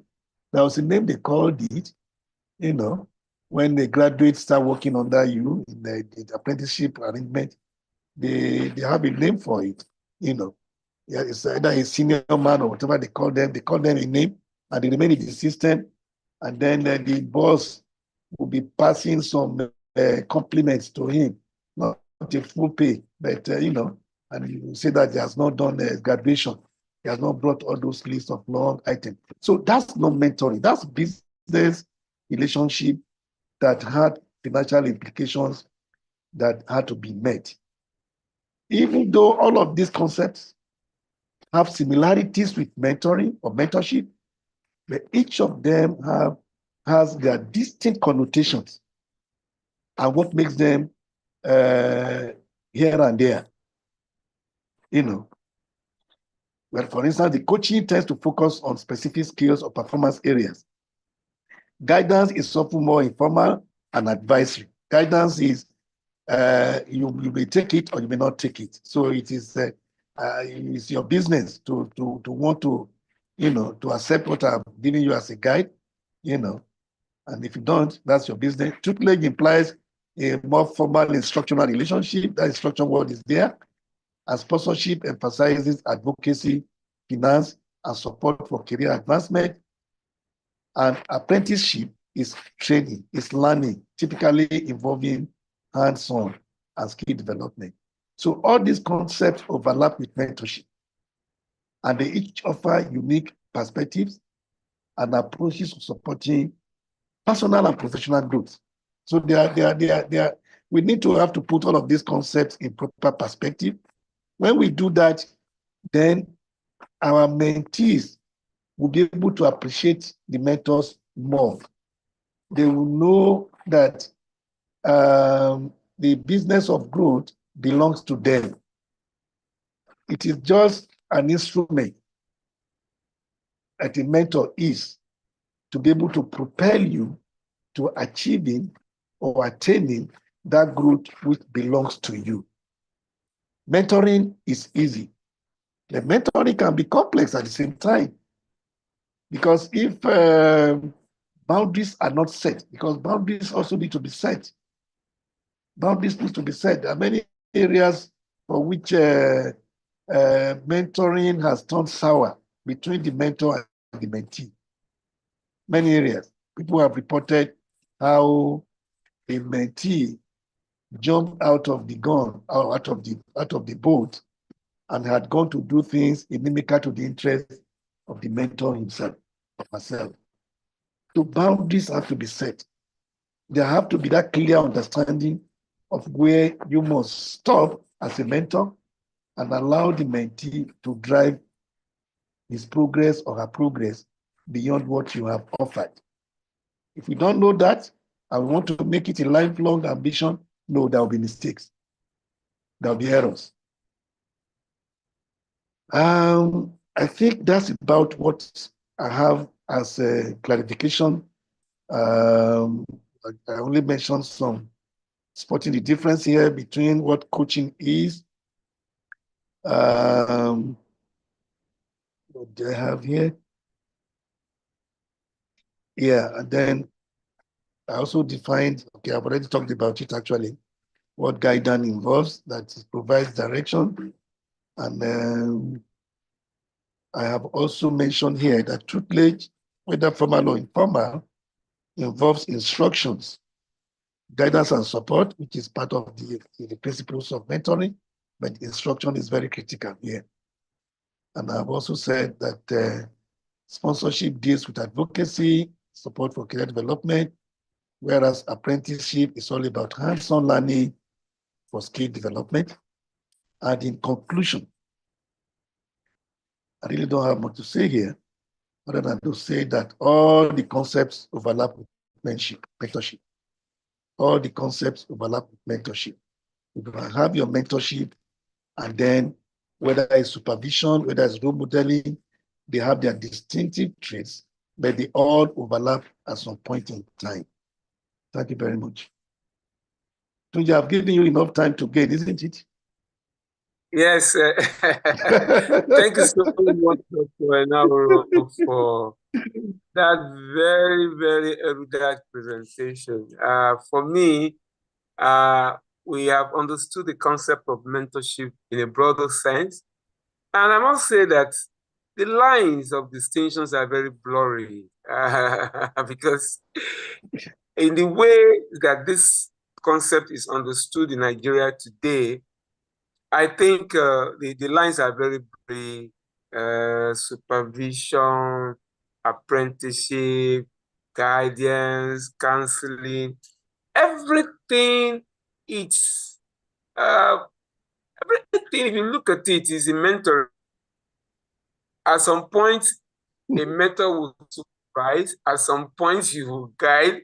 At some point, the mentee will be like an apprentice under you.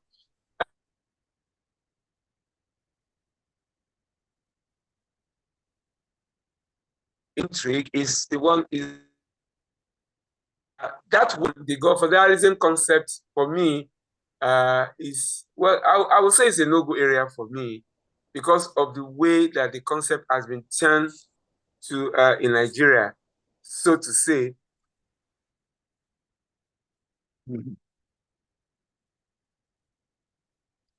Some return, very, very difficult concept. Now, if I may just allow you to rest a bit and talk to Dr. Chika Ikeogu. From my perspective of a delivery, and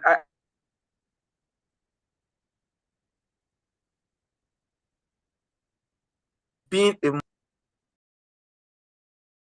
male gender mannerism in trying to get people to be mentored, or maybe dispenses mentorship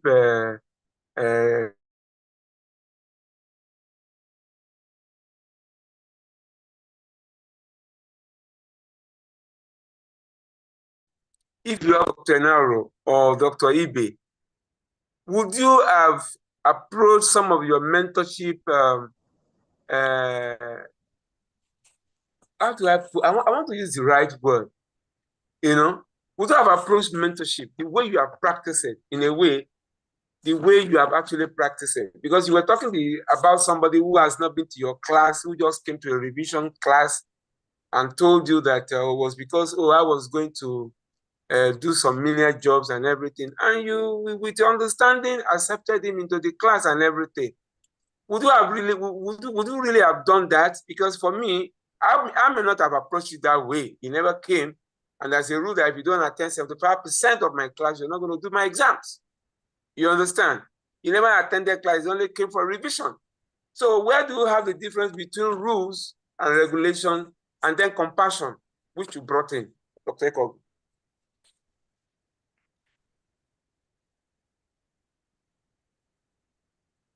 Is she there? Unmute yourself. Unmute yourself. Sorry, unmute yourself. Unmute yourself. Okay. Thank you for this question.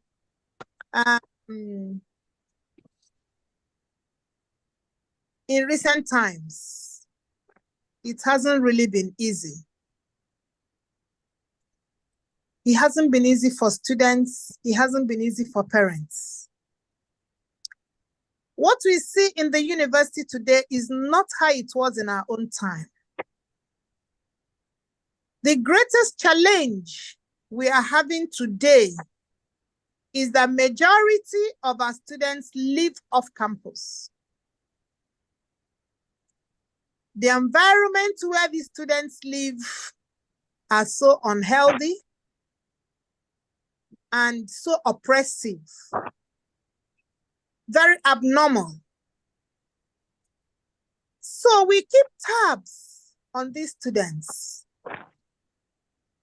We keep tabs on them.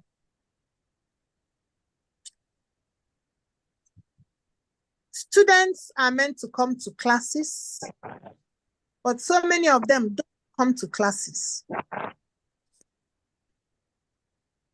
To the extent that there are some, we have to call them. Some of them will not even answer you.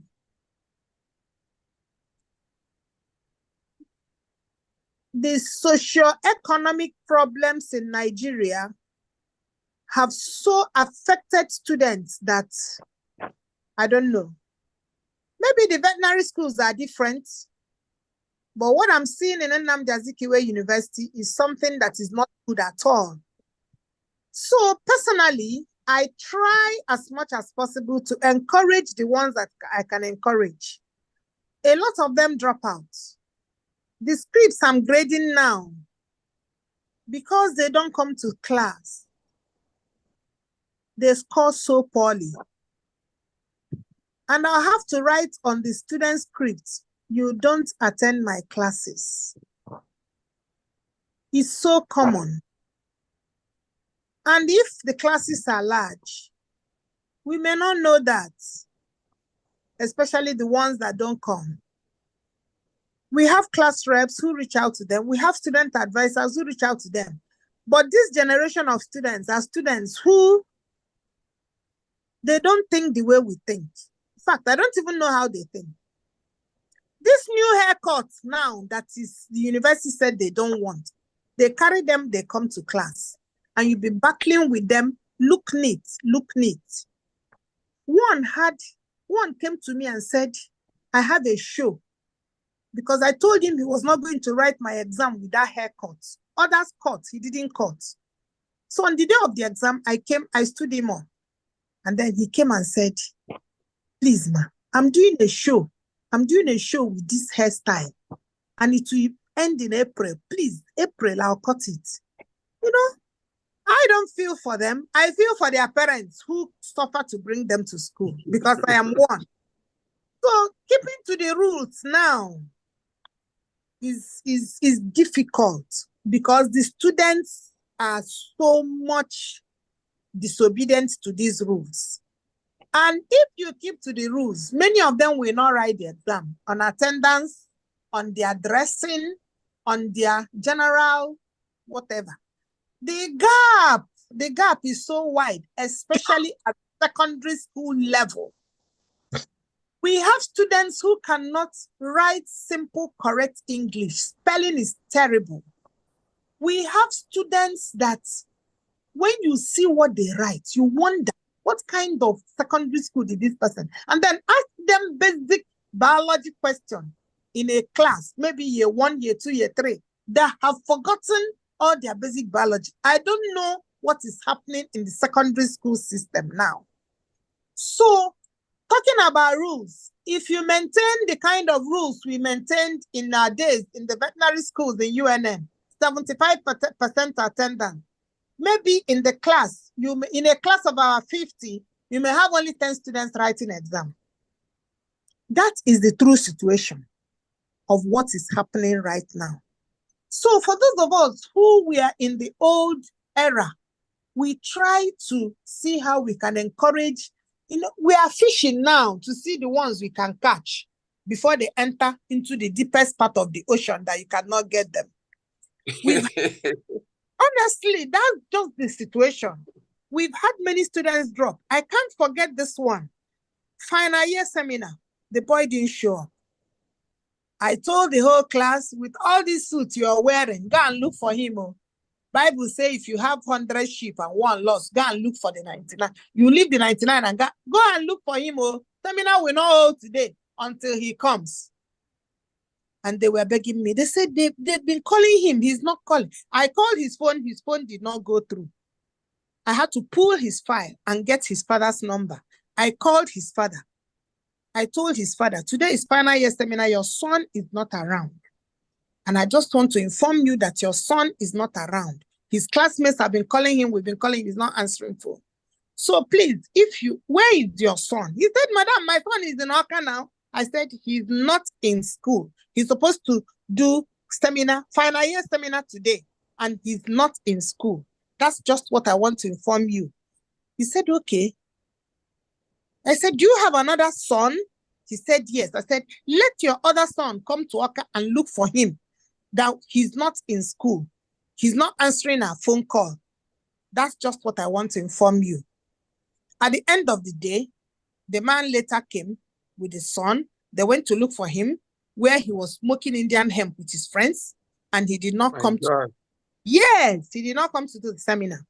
And you can't miss a final year seminar and graduate. So he had to do another year just to do that seminar and do other courses. They even reported he didn't do some exam.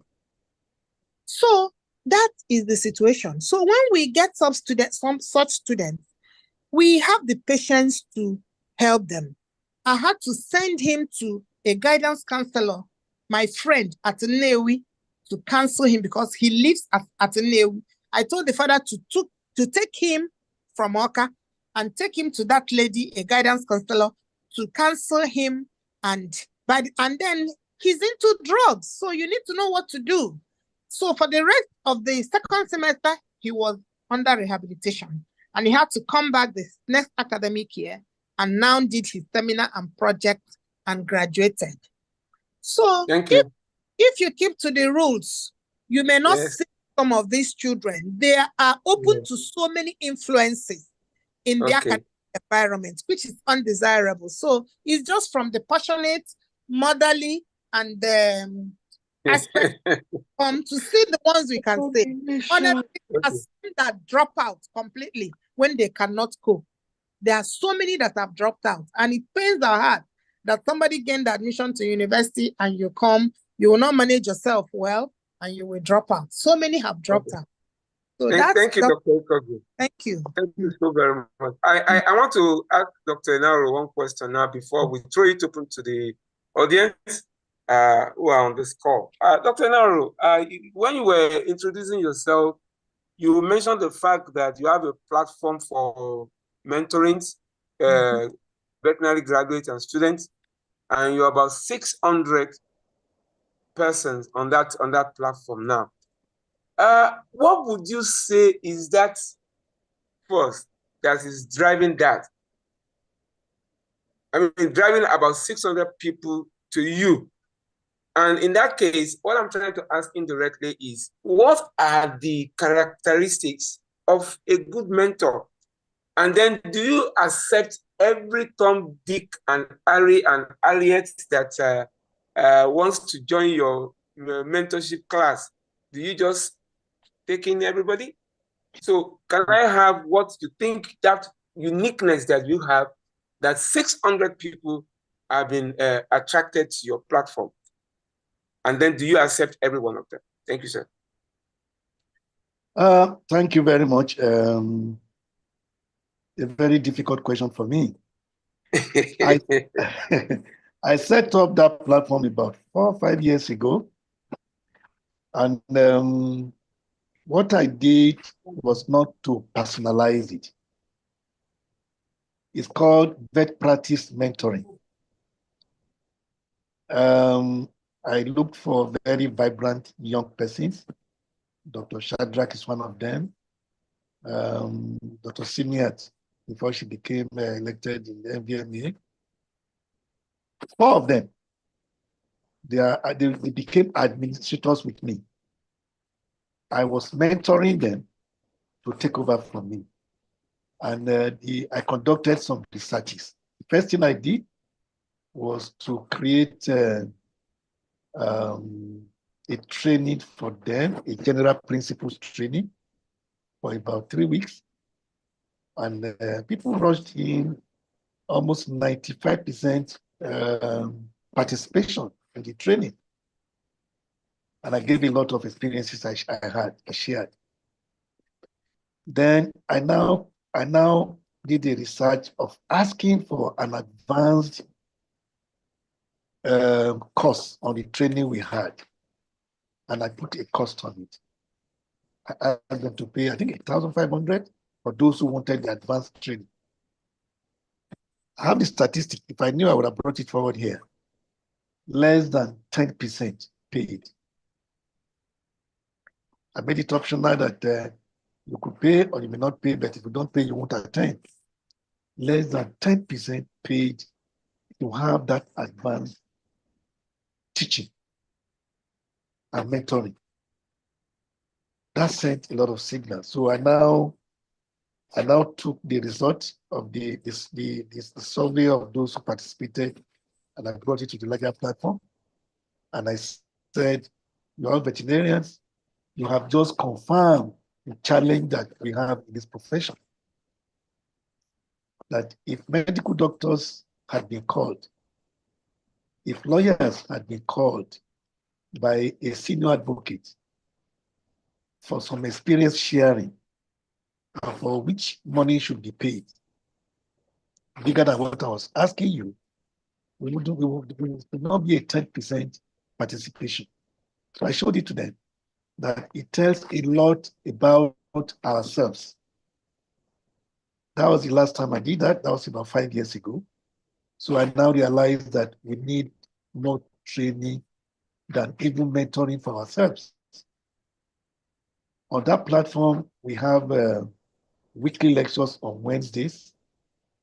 A few of them are on this platform. I can see Maxwell. I can see, I think about 3 MECs here. About 3, 4 of them are here now. Every Wednesday, initially, I was conducting lectures and experience sharing sessions with them. Then gradually, I stayed at the back and allowed the younger administrators to continue to coordinate.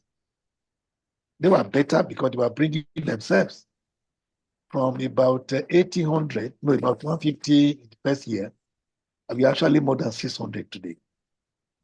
I think the pool would have to be with maybe role modeling, really. Quite a number of them talk to me personally, and they seem to see a role model in me, and they interpret it to be a mentor. But they are welcome. So we need so many things that we still need to do within the profession to be able to guide our young. Are we not here now? I mean, BBC platform is large. I mean, we're almost spending 2 hours now. Chika is here. You are here coordinating us as moderator. How many are we looking at? We have just less than 20. So it's still about our team that we need to sharpen more. So all of them who choose to be members of that platform have been welcomed so far. We don't have any. In fact, I stay much at the back now. Just last week, I was telling them I will soon come back for a master class for them. But we've been featuring guest appearances. Last week, Wednesday, Dr. Blessing Awe in Lagos made a presentation. 2 weeks ago, Dr. Tessie Kadiri Iwewe in Ibadan made a presentation. The week before, Femi Kayode was brilliant. He's actually a member of the platform, but he gave us a very wonderful session, 1 hour session every week. So I think we need to do more of that. I don't know how we can solve the problem that belongs to all of us other than to keep on offering the experiences we have, believing that quite a number will take a cue and begin to do things the right way. That's the perspective I have. Okay, thank you, Dr. Enahoro, for that. I didn't expect less, really. But one question I want to throw to both yourself, sir, and then Dr. Ikeogu, probably maybe you kickstart the answering, is that, have you ever regretted being a mentor?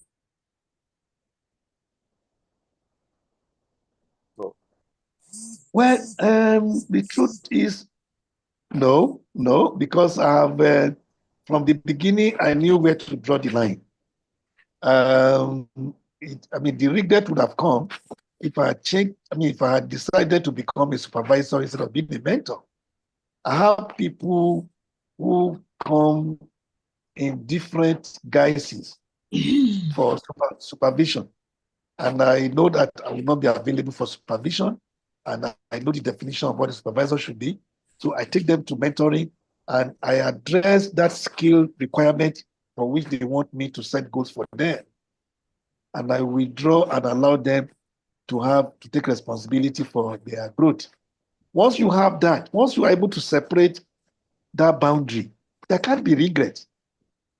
Because it will just be like an introductory guidance for individuals who want mentoring to be able to achieve their own objectives. It belongs to them. So I have no regrets at all. I've never. And I don't think I will ever have, because I would run away from that territory acquisition to assume what I do not. I won't be a godfather to anyone. I don't want to be. And I don't I won't do beyond what the dictates of mentoring. I won't do beyond what the dictates of mentoring Log in is. now. Absolutely no regrets at all. Log in. Okay, We have our thank you, Dr. Enahoro. Dr. Ikeogu, have Okay, you ever regretted being a mentor? I can never do that. I can never regret being a mentor. Like I said, I am a product of mentorship. Good. Because at certain crossroads of my life, both personal and professional life, I have met people who helped me to take the right decisions. So people are usually at certain crossroads in their lives. So when I meet them and share my experience, because a mentor sees what the mentee is not seeing.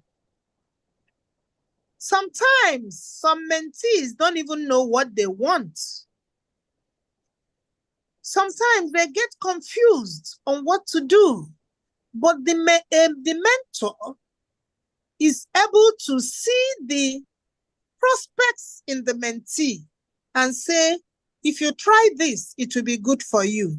If you try that, it will be, why don't you try this? Why don't you consider this? Why don't you think about it? Why don't you go this way? You know? So I have enjoyed making such impacts in the lives of people, you know, that I consider my mentees. And it has been a good relationship. Like I was talking about the relationship. It is not an exploitative relationship. It's a cordial relationship where you see yourself making an impact in the life of a vulnerable person who would have missed the way if not for the way you guided or suggested or advised or supported the person, you know? So I've enjoyed mentorship. And I'm happy when I see my mentees progressing and doing well. I remember on my LinkedIn page, one of my students said, I want you to leave fisheries and aquaculture after 100 level, but you inspired me to stay and read it to the end. And I don't have any regrets reading fisheries and aquaculture. You know, that was one of our. So there are some even people who look up to you, things you say maybe in the class or just while discussing, it makes an impact in them and it forms something that makes them to just keep pushing. I've mentioned a few that Charles Ibe told me while discussing. I remember him telling me, Chika, start.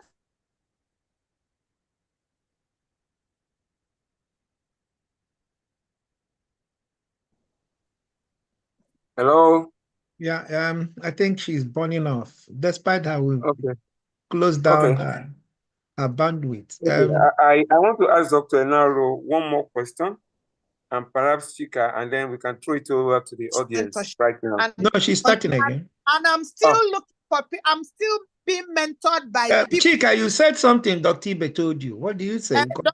Ibe told me to start my own farm that if my farm is doing well, people will come to know what.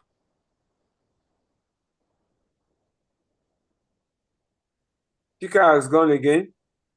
Yeah, Chika again. And what? 20. Let me just go ahead and ask Dr. Enahoro this question. Why And my I'm farm sure is doing well, and I can advise them.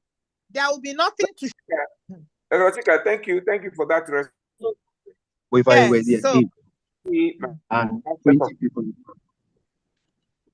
Dr. Chika, I think yes, I'm going to give the opportunity to the audience now to ask questions. After this question, I want to ask the two of you, Dr. Chika, if you are listening to us.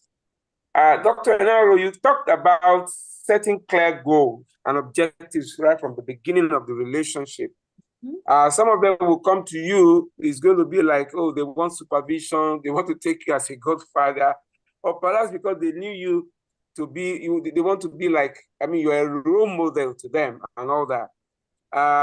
But you said, right from the beginning, you set your clear goals and objectives. The question I want to ask is, because whatever we do, we always want to know what we are getting out of it. How do you monitor the progress and evaluate the outcomes of your labor, so to say, on your mentees? Because have you ever had to say, this one is a waste of time, for God's sake? This other one too does not even, I mean, why are you here? So are there criteria that you have set to do your M&G, to monitor progress and evaluate outcomes, sir? And then that will be the same question for Dr. Ikeogu. Dr. Enahoro. Okay, let me say it again. It is not the mentor setting goals for himself. It is the job of the mentor to help the mentee to set his or her goals. And that is the principle of feedback. I mean, when you speak with your mentee, you will be able to know, just like Chika said, he may not even know his left or her left from her right. It is the business of the mentor, because of experience, to help him or her to set those goals using the SMART principle. My head is hot now. I remember SMART to be specific, measurable, actionable. I can't remember exactly again. Then the R now is going away from my head, and then time bound is SMART principle, SMART. We should know that as the more experienced party. Some people have come to me asking that they are not making money, they can't even pay their house rentage, and they want a mentoring, and they know some of us have our personal houses. They can't even pay house rentages as veterinarians. And in setting goals, I've had to let some of them realize that using the bank as a facility, as separate from using their pockets, of course, was an error they have fallen into. No matter how small the money is, and I told some of them, take to the bank. First, you have the opportunity to discipline yourself that not all income are expendable. You're able to make some savings. A lot of them came back to tell me, well, some of them, that they never realized they had a lot of money that they were just spending without accountabilities. That was like a way of setting goals. Thanks. I just saw somebody remind me now that the R is realistic goals or realizable goals. So the setting of boundary belongs to me. As a mentor, you must set the boundaries. The boundaries means you must not allow yourself. Remember the story of the grasshopper. Is it the grasshopper? The butterfly, who a farmer saw him developing from the pupa stage to larva stage and then saw this wriggling, the struggling, trying to break out of the cocoon. And he felt, this wahala is too much for this butterfly, and helped the butterfly to progress that process. Not knowing that several weeks later, Whereas all other mates of that butterfly had already grown their wings and went away. That butterfly which he helped lost the capacity, which would have been part of the whatever it was that should have enabled that butterfly to go through that stage to really turn out to be a butterfly to fly. And he felt guilty to the point of almost wanting to commit suicide.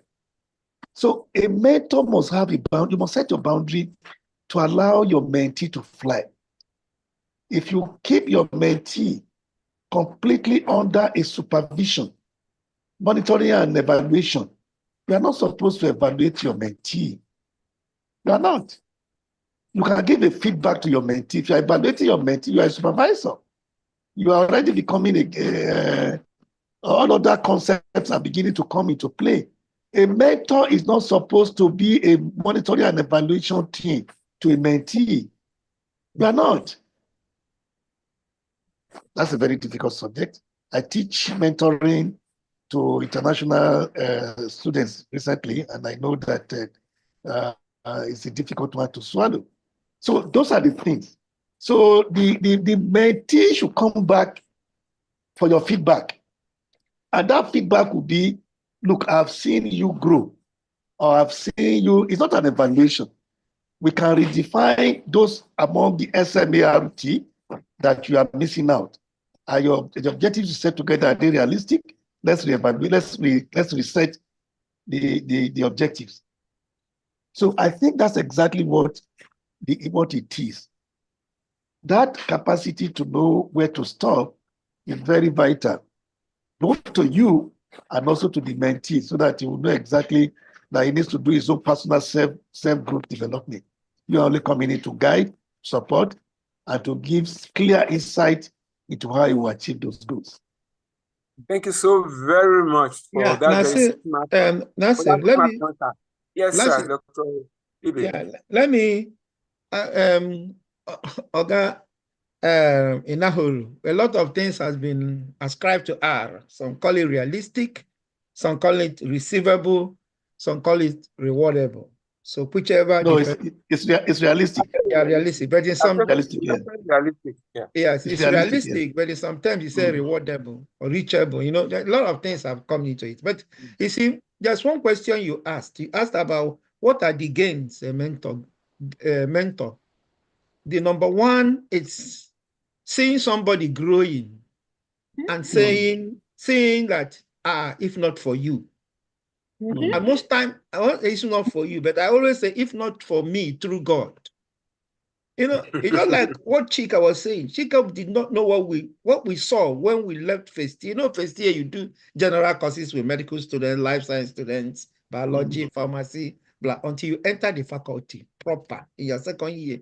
We saw personally, but unfortunately for me, I've wanted to be in the Students' Union Parliament in first year with people like Charles Soludo, and who is now the governor of Anambra State. We were in the same parliament together. And what we saw is that you're in the faculty whereby if you go to party, you fail. You play football, you fail. You do not one or two extracurricular activities, you fail. Everybody was bound and held to academics, reading, and the lecturers will tell you, Chika would, at least one of them, Chika must have known about it. But when we won the election to be president of the Students' Union from our class, the whole place was like, that was in our third year. Sorry, in our fourth year, when one of us became president of Students' Union for the first time in history of Students' Unionism, veterinary Students' Unionism. But they were telling us, and then we were in the parliament, I was in the Senate, they were telling us that, the lecturers were telling us actually, that you are going to do practicals with those in political science and social science. But if I tell you what that aspect of my life in Students' Unionism has made me today, and what, in fact, during the time I was Students' Union MVMA president, it helped me a lot to weather some storms. Because I had experience. And we changed the narrative. And by the time we were changing the narrative, those behind us were watching. Since then, Webster has become the president of Students' Union. In fact, by the time we were Students' Union Authority, fighting 6 student union exco members, all in third year political science, from vice president to secretary. 6 of them in one class, fighting us, camps, camps and decamping and recamping. This taught us a lot of lessons. So the issue is like this, is that I have gone to universities to mentor their veterinary students and tell them you need to come and step your feet on the sand of times, march it ground, and you move on. Because if you come out of university with naivety, you flow with naivety. You regain yourself, 20 years of your career is gone. So what we are doing, and we know I have a 2000 mentorship platform, but they are not coming. But we'll continue to tell them, come. From this week, we're just left. One of us is now in Liberia because we opened up a talk about West African coast. So we don't recline to the boundaries of Nigeria. Tuti Nasir is an international person by birth, by maternity and by paternity. He might not know until you tell him, because of your mother, where your mother is coming from, you are a Nigerian and you're from Benin Republic. You can go there and start opening up their frontiers. The younger ones will come and the younger ones will see you and flow. Well, that Liberia is on the kitchen. How many states do we have? English-speaking states for one. In fact, the French-speaking states, they don't even have veterinary school. Oh. Not to talk about having veterinarians. This is an opening. But if you don't open out our eyes to all these things, we'll become recused. We'll become reclused. And which is not fair. That's why we are trying to see whether we can break this boundary, break the mind. Everything bottles up in the mind. If you can break that mind can go places. Yeah. You're like about internationalizing ourselves. In fact, the first conference I went, the World Veterinary Poultry Veterinary Association conference in Cairo in 2002. The thing opened a new vista. I've attended a lot of international conferences. If possible, I might even. In Enahoro, you saw me in the Czech Republic when you were NVMA president, when we assembled in Czech. So please, if you limit yourself, you're limited. If you expand yourself, you are expanded. Okay, let's continue. Thank you very much. Yeah, Dr. Ikeogu. Okay. Yes. And how do you measure progress or evaluate outcomes? If you do that, Dr. Enahoro has said he doesn't do that. Okay. Most times, it's either somebody comes to me and say, I want to do this. You can help me do this. And then we sit down. How do we go about it? What do you want to do? Yes, I've run a private veterinary practice. I started one when vets were afraid of going into private practice. But under the mentorship of Charles Ibe and Dr. Gumbeku, who I ran into in Ibadan. One of the times I attended the NADIS program, I was sent from Anambra to attend that NADIS program, and I met him and we got talking. The state governments up till today are not employing enough veterinarians in their state. So we have many vets that are not employed. So he encouraged me to start a private practice, which I did, and it did very, very well. So before I now focused to the university, when I went to upgrade myself in the fisheries subsector. So mentorship is measured, maybe not with scale or with ruler, but by the outcome seen in the progress of these people that are taking shelter under your knowledge and your experience. For example, that young man in my department that I sent to Ebonyi State University for his PhD, because I sent him to that professor was always working with me I became his co-supervisor, and then his main supervisor was there. And then by the time he wanted to do the actual experiment, we got another lecturer from African Regional Aquaculture Center in Port Harcourt who came to the department on sabbatical. And he was the one that now guided him in the research design and was able to help him to carry out the experiment very, very well.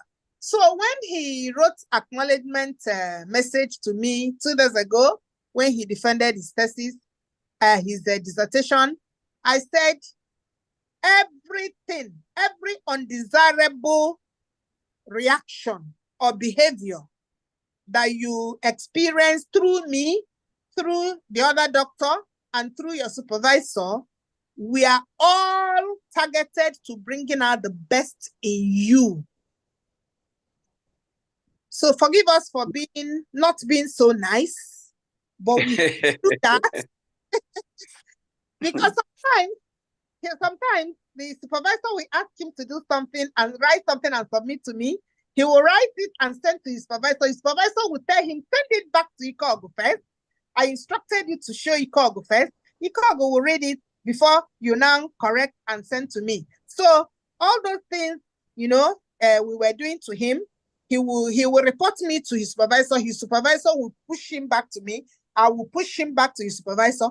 And he was not happy. He was complaining to other people that he didn't understand why we are frustrating him.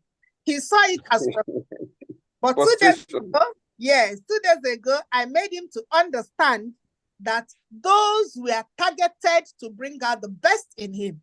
Because on his defense, he sat on the hot seat all alone and he defended the thesis for 3 good hours. And I wasn't there. His supervisor was just there looking at him. The external examiner was there. And so he now realized that all those things we were doing to him were targeted to make him stand. There are some people that do PhD. You wonder, is this PhD?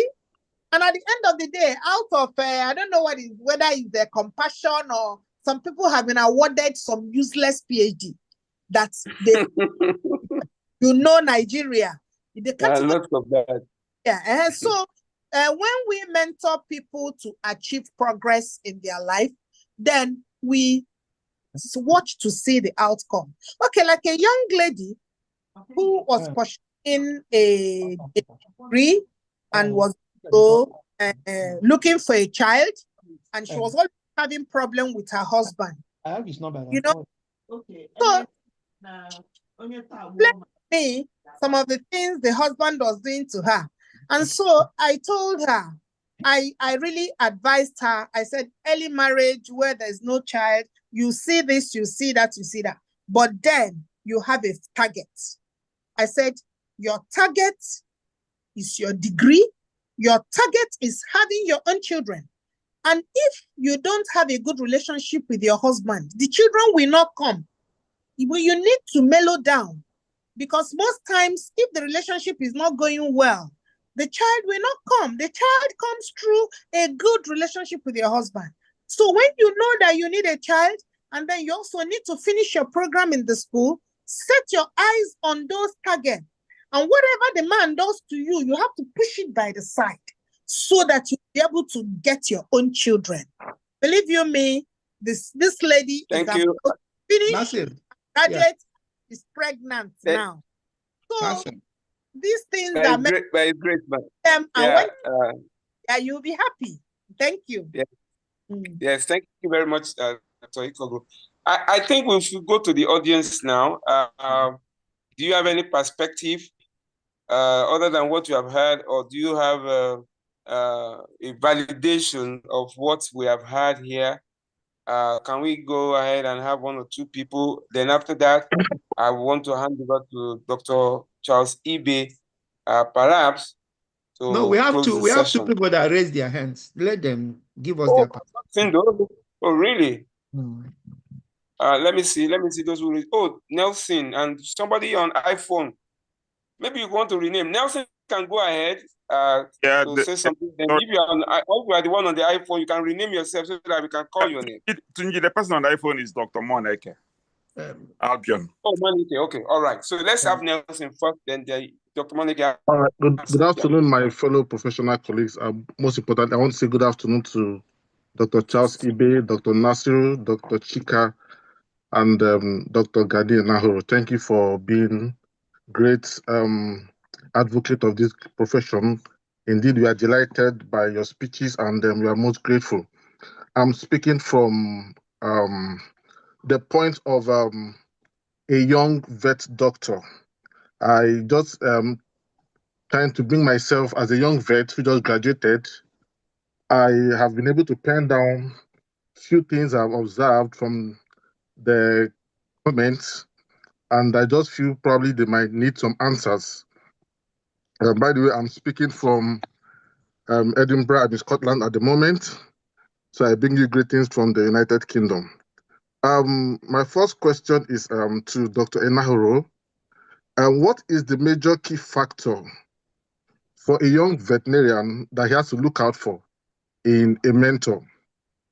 Then the second question is, what is the ideal duration that you think, based on all that you have said, that could be enough for a mentee to acquire all that he needs from a mentor?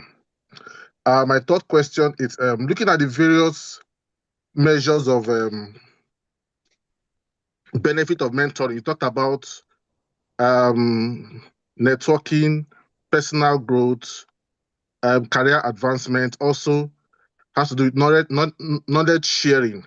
Now, in line with all this, which do you think for a young vet should he prioritize first? Should he go for personal growth first, or should he go for career development, or should he go for networking, or should he go for business partnership, or I don't know. But which do you think for a young vet? I'm putting myself in line as a young vet who's just graduating from school. Which do you think I should pursue first in the line of all that you have said? Then finally, I think you said you have over 200 and something mentors or some mentees, and Charles Ibe was saying over 2,000 mentees. I'm just curious. I need clarification. As a mentor, I'm thinking that is it not too much for you to have so much mentees? Looking at the fact that you as a mentor, won't you have a lot of other conflicting priorities? Are you not going to be bumped up? Won't you cause a lot of overcommitment? Won't you be burnt out? So I don't know. Is there a balance to some of these things? Thank you. Yeah, Dr. Enahoro, go for it. Thank you, Nelson. I'm sorry I missed that part of the two questions you asked at the beginning because of network glitch. The first question is, what is the major key factor that a young veterinarian should look out for in choosing a mentor? What is the major thing you think a young veterinarian should look at? The second thing is, what is the ideal duration? Do you think a young vet can stay under a mentor? Okay, that's clear now. Thank you very much, Nelson. Very brilliant questions there. I would take the first one, the key factors to look out for. First, a young veterinarian should look for role models. We are so many now.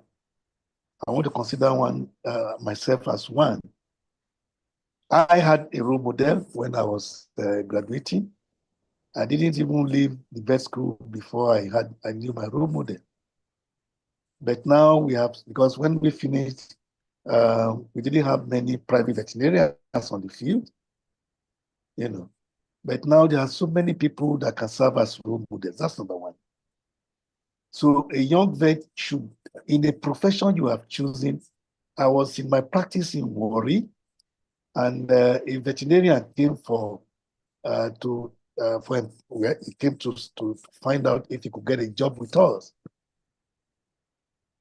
And I asked him if he knew the president of the Nigerian Veterinary Medical Association, NVMA. He was already 2 years or so out of school. He did not know who the president of NVMA was then.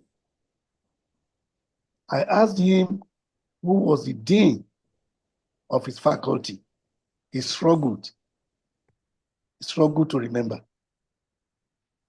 I mean, that was so. I think the first thing first is, if you have chosen to belong to a profession, you must develop your passion for it. If you must be successful in that profession. The veterinary profession is so wide that you may not have to be a clinician, but at some point, I'm happy Emeka is on this call, Monike. I mean, at some point, when I came to UK to have a meeting with the British Veterinary Association, Emeka followed me. The passion was there. I just called him. I mean, he's into distributive trade. He has a PhD. I called him. I was in town, and I wanted to go to Mansfield to have a meeting with BBA president. He sought me out where I was, and we went together. You must have, having spent 6 years in the university, if you don't have that passion for the years you have spent, there is a challenge there. I think the first thing is that every young veterinarian should have a role model in the profession, in the area of your interest. That's a key factor to look at. Duration of mentoring depends on the person concerned, on the mentee concerned. Like I said in my presentation, it is the mentee who draws the agenda for his growth factor. It is not the mentor to impact or to impose an agenda on the mentee. That becomes a supervision. The mentee has to have an agenda based on where he's looking forward to going. It is that agenda that the mentor will help him to set goals from. So how he applies the principle of SMART will determine how long he will stay. And I can tell you that duration is determined by the mentee himself. It's determined by the mentee. Some of us didn't even have mentors to look out for. I mean, in a way, not role models. We had role models, but we didn't have mentors that were in business to even mentor us. Many of us took a dive. So it is the mentee who must draw up his agenda. In the other concepts like supervision, it's the mentor that have to, supervisor, that have to draw up an agenda. But it's the mentee who determines where he's going. Because you have to guide and support him with clear perspectives and insights based on your rich background and experience. Then on the career development, whether you should go for career development or go for networking or personal growth, this is where I think I will share this experience now. The three of them are critical. Personal development is key because you need the skill to market it. And then you need to develop your career. Now, I had to do a master in business administration when it was a hot cake in the 1990s, when almost all the bank managers were in my class, were 18 in my class, and there were two veterinarians, myself and the immediate Oni. Oni was the director in First Bank, and also a recent director of PenCom, the pension board. We were 18 in my class. I had to go into it because I was already in business. I'd made up my mind to be in private practice. And I knew that business principles were not taught in the university, in the medical school. We didn't have the opportunity for veterinary medicine to have a business training. So I chose to do it to be able to guide my packaging, to be able to guide my outlook in business. So career development is key. Personal growth is very important. Networking is good. But I think if I should score what should come first, I would rather say that personal growth is very key. And that means developing yourself to be able to market even what you have. Then on the number of mentees, like we said, yes, I have 600 actually that's on WhatsApp group. I have another group on Facebook with more than 800. Just like I said, I am not the sole administrator for these groups again. I quickly devolved and brought in administrators to join me. I have even stayed at the back now, and they are doing well. We have guest appearances. We have people who come on a weekly basis to make presentations. So it's no longer about me. But for those of them who still want extra information, that based just like as we are having it here now, I take a lot of virtual mentoring, not physical mentoring again. Very little physical mentoring. I think COVID has brought the joy to the world in that respect. A lot of virtual mentoring. I take a lot of mails in a day. Sometimes I don't even answer them in 2 days. But I still find time to make responses to them and share my experiences. So technology has made the issue of such number unimportant. Even if there are 10,000 mentees today, with technology, I think one will be able to micromanage all of their expectations. Thank you, Nelson. Yeah, I think we should be snappy about most of these things now because we are far done, almost going to 3 hours, please, so that we can call it a day. I'm catching some mentors, more naked. You'll be in one of these call one day. Don't worry. Dr. Femi Kayode, you'll be on this call one day. Don't worry. No matter how you become an artful dodger to me, I'll become an artful dodger to you. So I know how to. I'm seeing on Sunday. We're coming down now to younger vets to give us their own version of what mentorship is all about. So that probably at our age, we'll be able to relate and integrate. Yeah. Moneke wants to say something before we. Okay. Well, to be honest with you, if I might say something. Be very snappy, please. Yeah. I'm just going to be snappy. No, there's nothing to rehearse because the area where I even wanted to touch, Dr. Enahoro has actually done a fantastic job on it. The same thing with Dr. Chika. They've done fantastic job. But the thing I want to talk about now is how do we, because like you said, from my own experience, I had to seek out the person who became my mentor in veterinary pharmaceutical business, So I'll leave that story for another day. But what I want to ask is how do we teach the younger vets the virtue of patience? Because all these things take time. It's not something you can achieve in say 2-3 years. I wanted to ask the other person, my colleague in Edinburgh just asked the question about the timeline when this mentoring, becomes manifest. So, but all these things have to do with patience. So how do we inculcate this patience in these younger vets? Because it looks like everybody just wants to make it quickly. People don't know that it takes time, like maybe 5 years, 6 years, 7 years, 10 years, and stuff like that. So I just want to ask this panel, how do we, or what can we do to tell the younger vets that, yes, you might graduate with nothing, but what you are today might not be what you'll be in 5 years' time. And also, even if you're going through the mentoring program, that you have to be patient, that what you learn will not manifest in 2 years, maybe 4 or 5 years. How do we train this so that people will be patient to achieve this result that some of us have achieved? Thank you. Well, if I should take this, if the moderator is allowing me to take that, I would quickly say that we actually cannot train rules for compliance.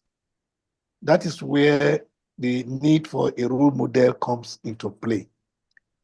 These are things the role model should be able to guide the young ones into doing. Once they identify their role models, they should go for them and then seek mentoring from them and draw up make sure they have their set goals. It is their goals that will determine where they are going. But to teach anyone about how to comply to rules, it's not going to be possible. Because those who are after monetary gains as an objective, then they should follow they should follow what they have set as their hurdles to get into that. First, you need to find out, if they come to me as a mentor, that your goal is to be able to buy a car in 6 months, I'll ask you questions. How much is your income? What are your probable client level that will give you an income that will match you to buy a car? I will tell you that that goal is unachievable. So it is about people not seeing their intention or their wishes like horses which anyone could ride. So yeah, I think that's just my view about that. Thanks, Emeka, for that. Yeah, Emeka, you have to research on this. Emeka will research on this because his time is coming on this platform. So whatever questions you have, go and research on it. We want to learn from you. I support you. Let me say something briefly on this. You know, the young vets have a lot now. When we left school in the late 80s, the environment was so unconducive for us. There was embargo on employment. Private practice was not so flourishing. You know, but somehow we resorted to developing ourselves. You know? So it's all about developing yourself. Sometimes I tell young people that first degree is not enough now. There are too many people with first degrees. So if you finish your first degree and no job is coming, why don't you upgrade? You can either upgrade formally or informally. Young people don't like to work, especially volunteer work. But I know that abroad, volunteer work is very, very credible. Here, everybody needs money, but it's not all the time that we need money. A young vet should be ready to do some volunteer job, should be able to do any job that gives you the opportunity to practice what you learned in school and not focusing on that money. Yes, you need that money, but career is being built. So I know some of us are always being invited to make speeches during the oath-taking ceremonies and all that. We need to keep singing this. This generation, they want to fly without walking. So we need to drum it into their heads. And these children are in everybody's home, both those who read vet and those who did not. But for me, I always tell them, go and upgrade yourself. First degree is not enough now, because I believe that if somebody has a second degree and then you now channel yourself towards the direction you may want to go. Some people even have to do up to 2 different masters to be able to get it right. So we encourage upgrading of our graduates. And you know that because of the infrastructural decay in our university system, the students don't get all they're supposed to get in the school. The veterinary school in Uniben, you know the story of how they were closed by the VCN. So the students don't have enough exposure of the skills while they're in school because of the situation in the country. So we encourage students to engage themselves even while they're still in school. The curriculum is so well designed that any person who wants to build himself, the Tunji Nasir, they are all here. The Enahoro is here. They have established veterinary setups where these students can go, but I know their own experience is terrible. Like Enahoro has said this morning, somebody didn't know the name of the NDMA president. and was thinking to know the name of his dean that was dean for 2 years while he was in school. So this generation need help, and we are doing exactly that. We didn't have opportunity of this kind of mentorship class in our own time. And so it's left for them to tap into all that we are laboring. We didn't have support from the elder vets when we came out.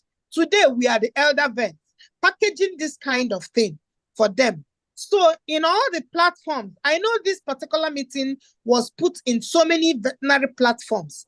And so we just keep trying on individual basis, on the platforms, encouraging the young vets that they can make it. But a career is not built overnight. It has to be built and developed, upgrading, attending conferences, seminars, workshops, webinars, and the rest of them. So we just need to keep singing that music, because anybody who hears, it will be valuable to him or her. Thank you. Thank you. Thank you very much. All right, Nasir, Dr. I'll hand over to you now. Yeah, thank you very much. These are well rehearsed, well said. I believe and I pray for well learned so that it can help us. The idea and the simplistic reasons of coming on board, on coming to set up this kind of topic for discussion, for answers, questions, will not be in vain. The only thing I say here for the younger minds is that in between experience and money, please go for experience. Experience will give that money later. So that's it. That's all I have to say. We've had catalog of our heads here. Femi Suleiman, Femi Kayode is here. Who again? Most of them have gone. Professor Kudi have gone. Professor Musa have gone. They were here with us. And we pray that next time we'll have a hot topic. Emeka Moneke, and we look for another lady. And then Femi Kayode. We need to have you on this board. Well, probably in the next 2 weeks or so, you need to be on this board so that we learn from you. You see, all these things they have said today, another person can say it and say it differently. And then those who said the one of today will learn from those who will say it in future. So I have learned a lot. I thought I'm a mentor in chief, but today I think I have learned a lot. Thank you, and God bless you all for a day well spent. God bless you. Bye-bye. Bye.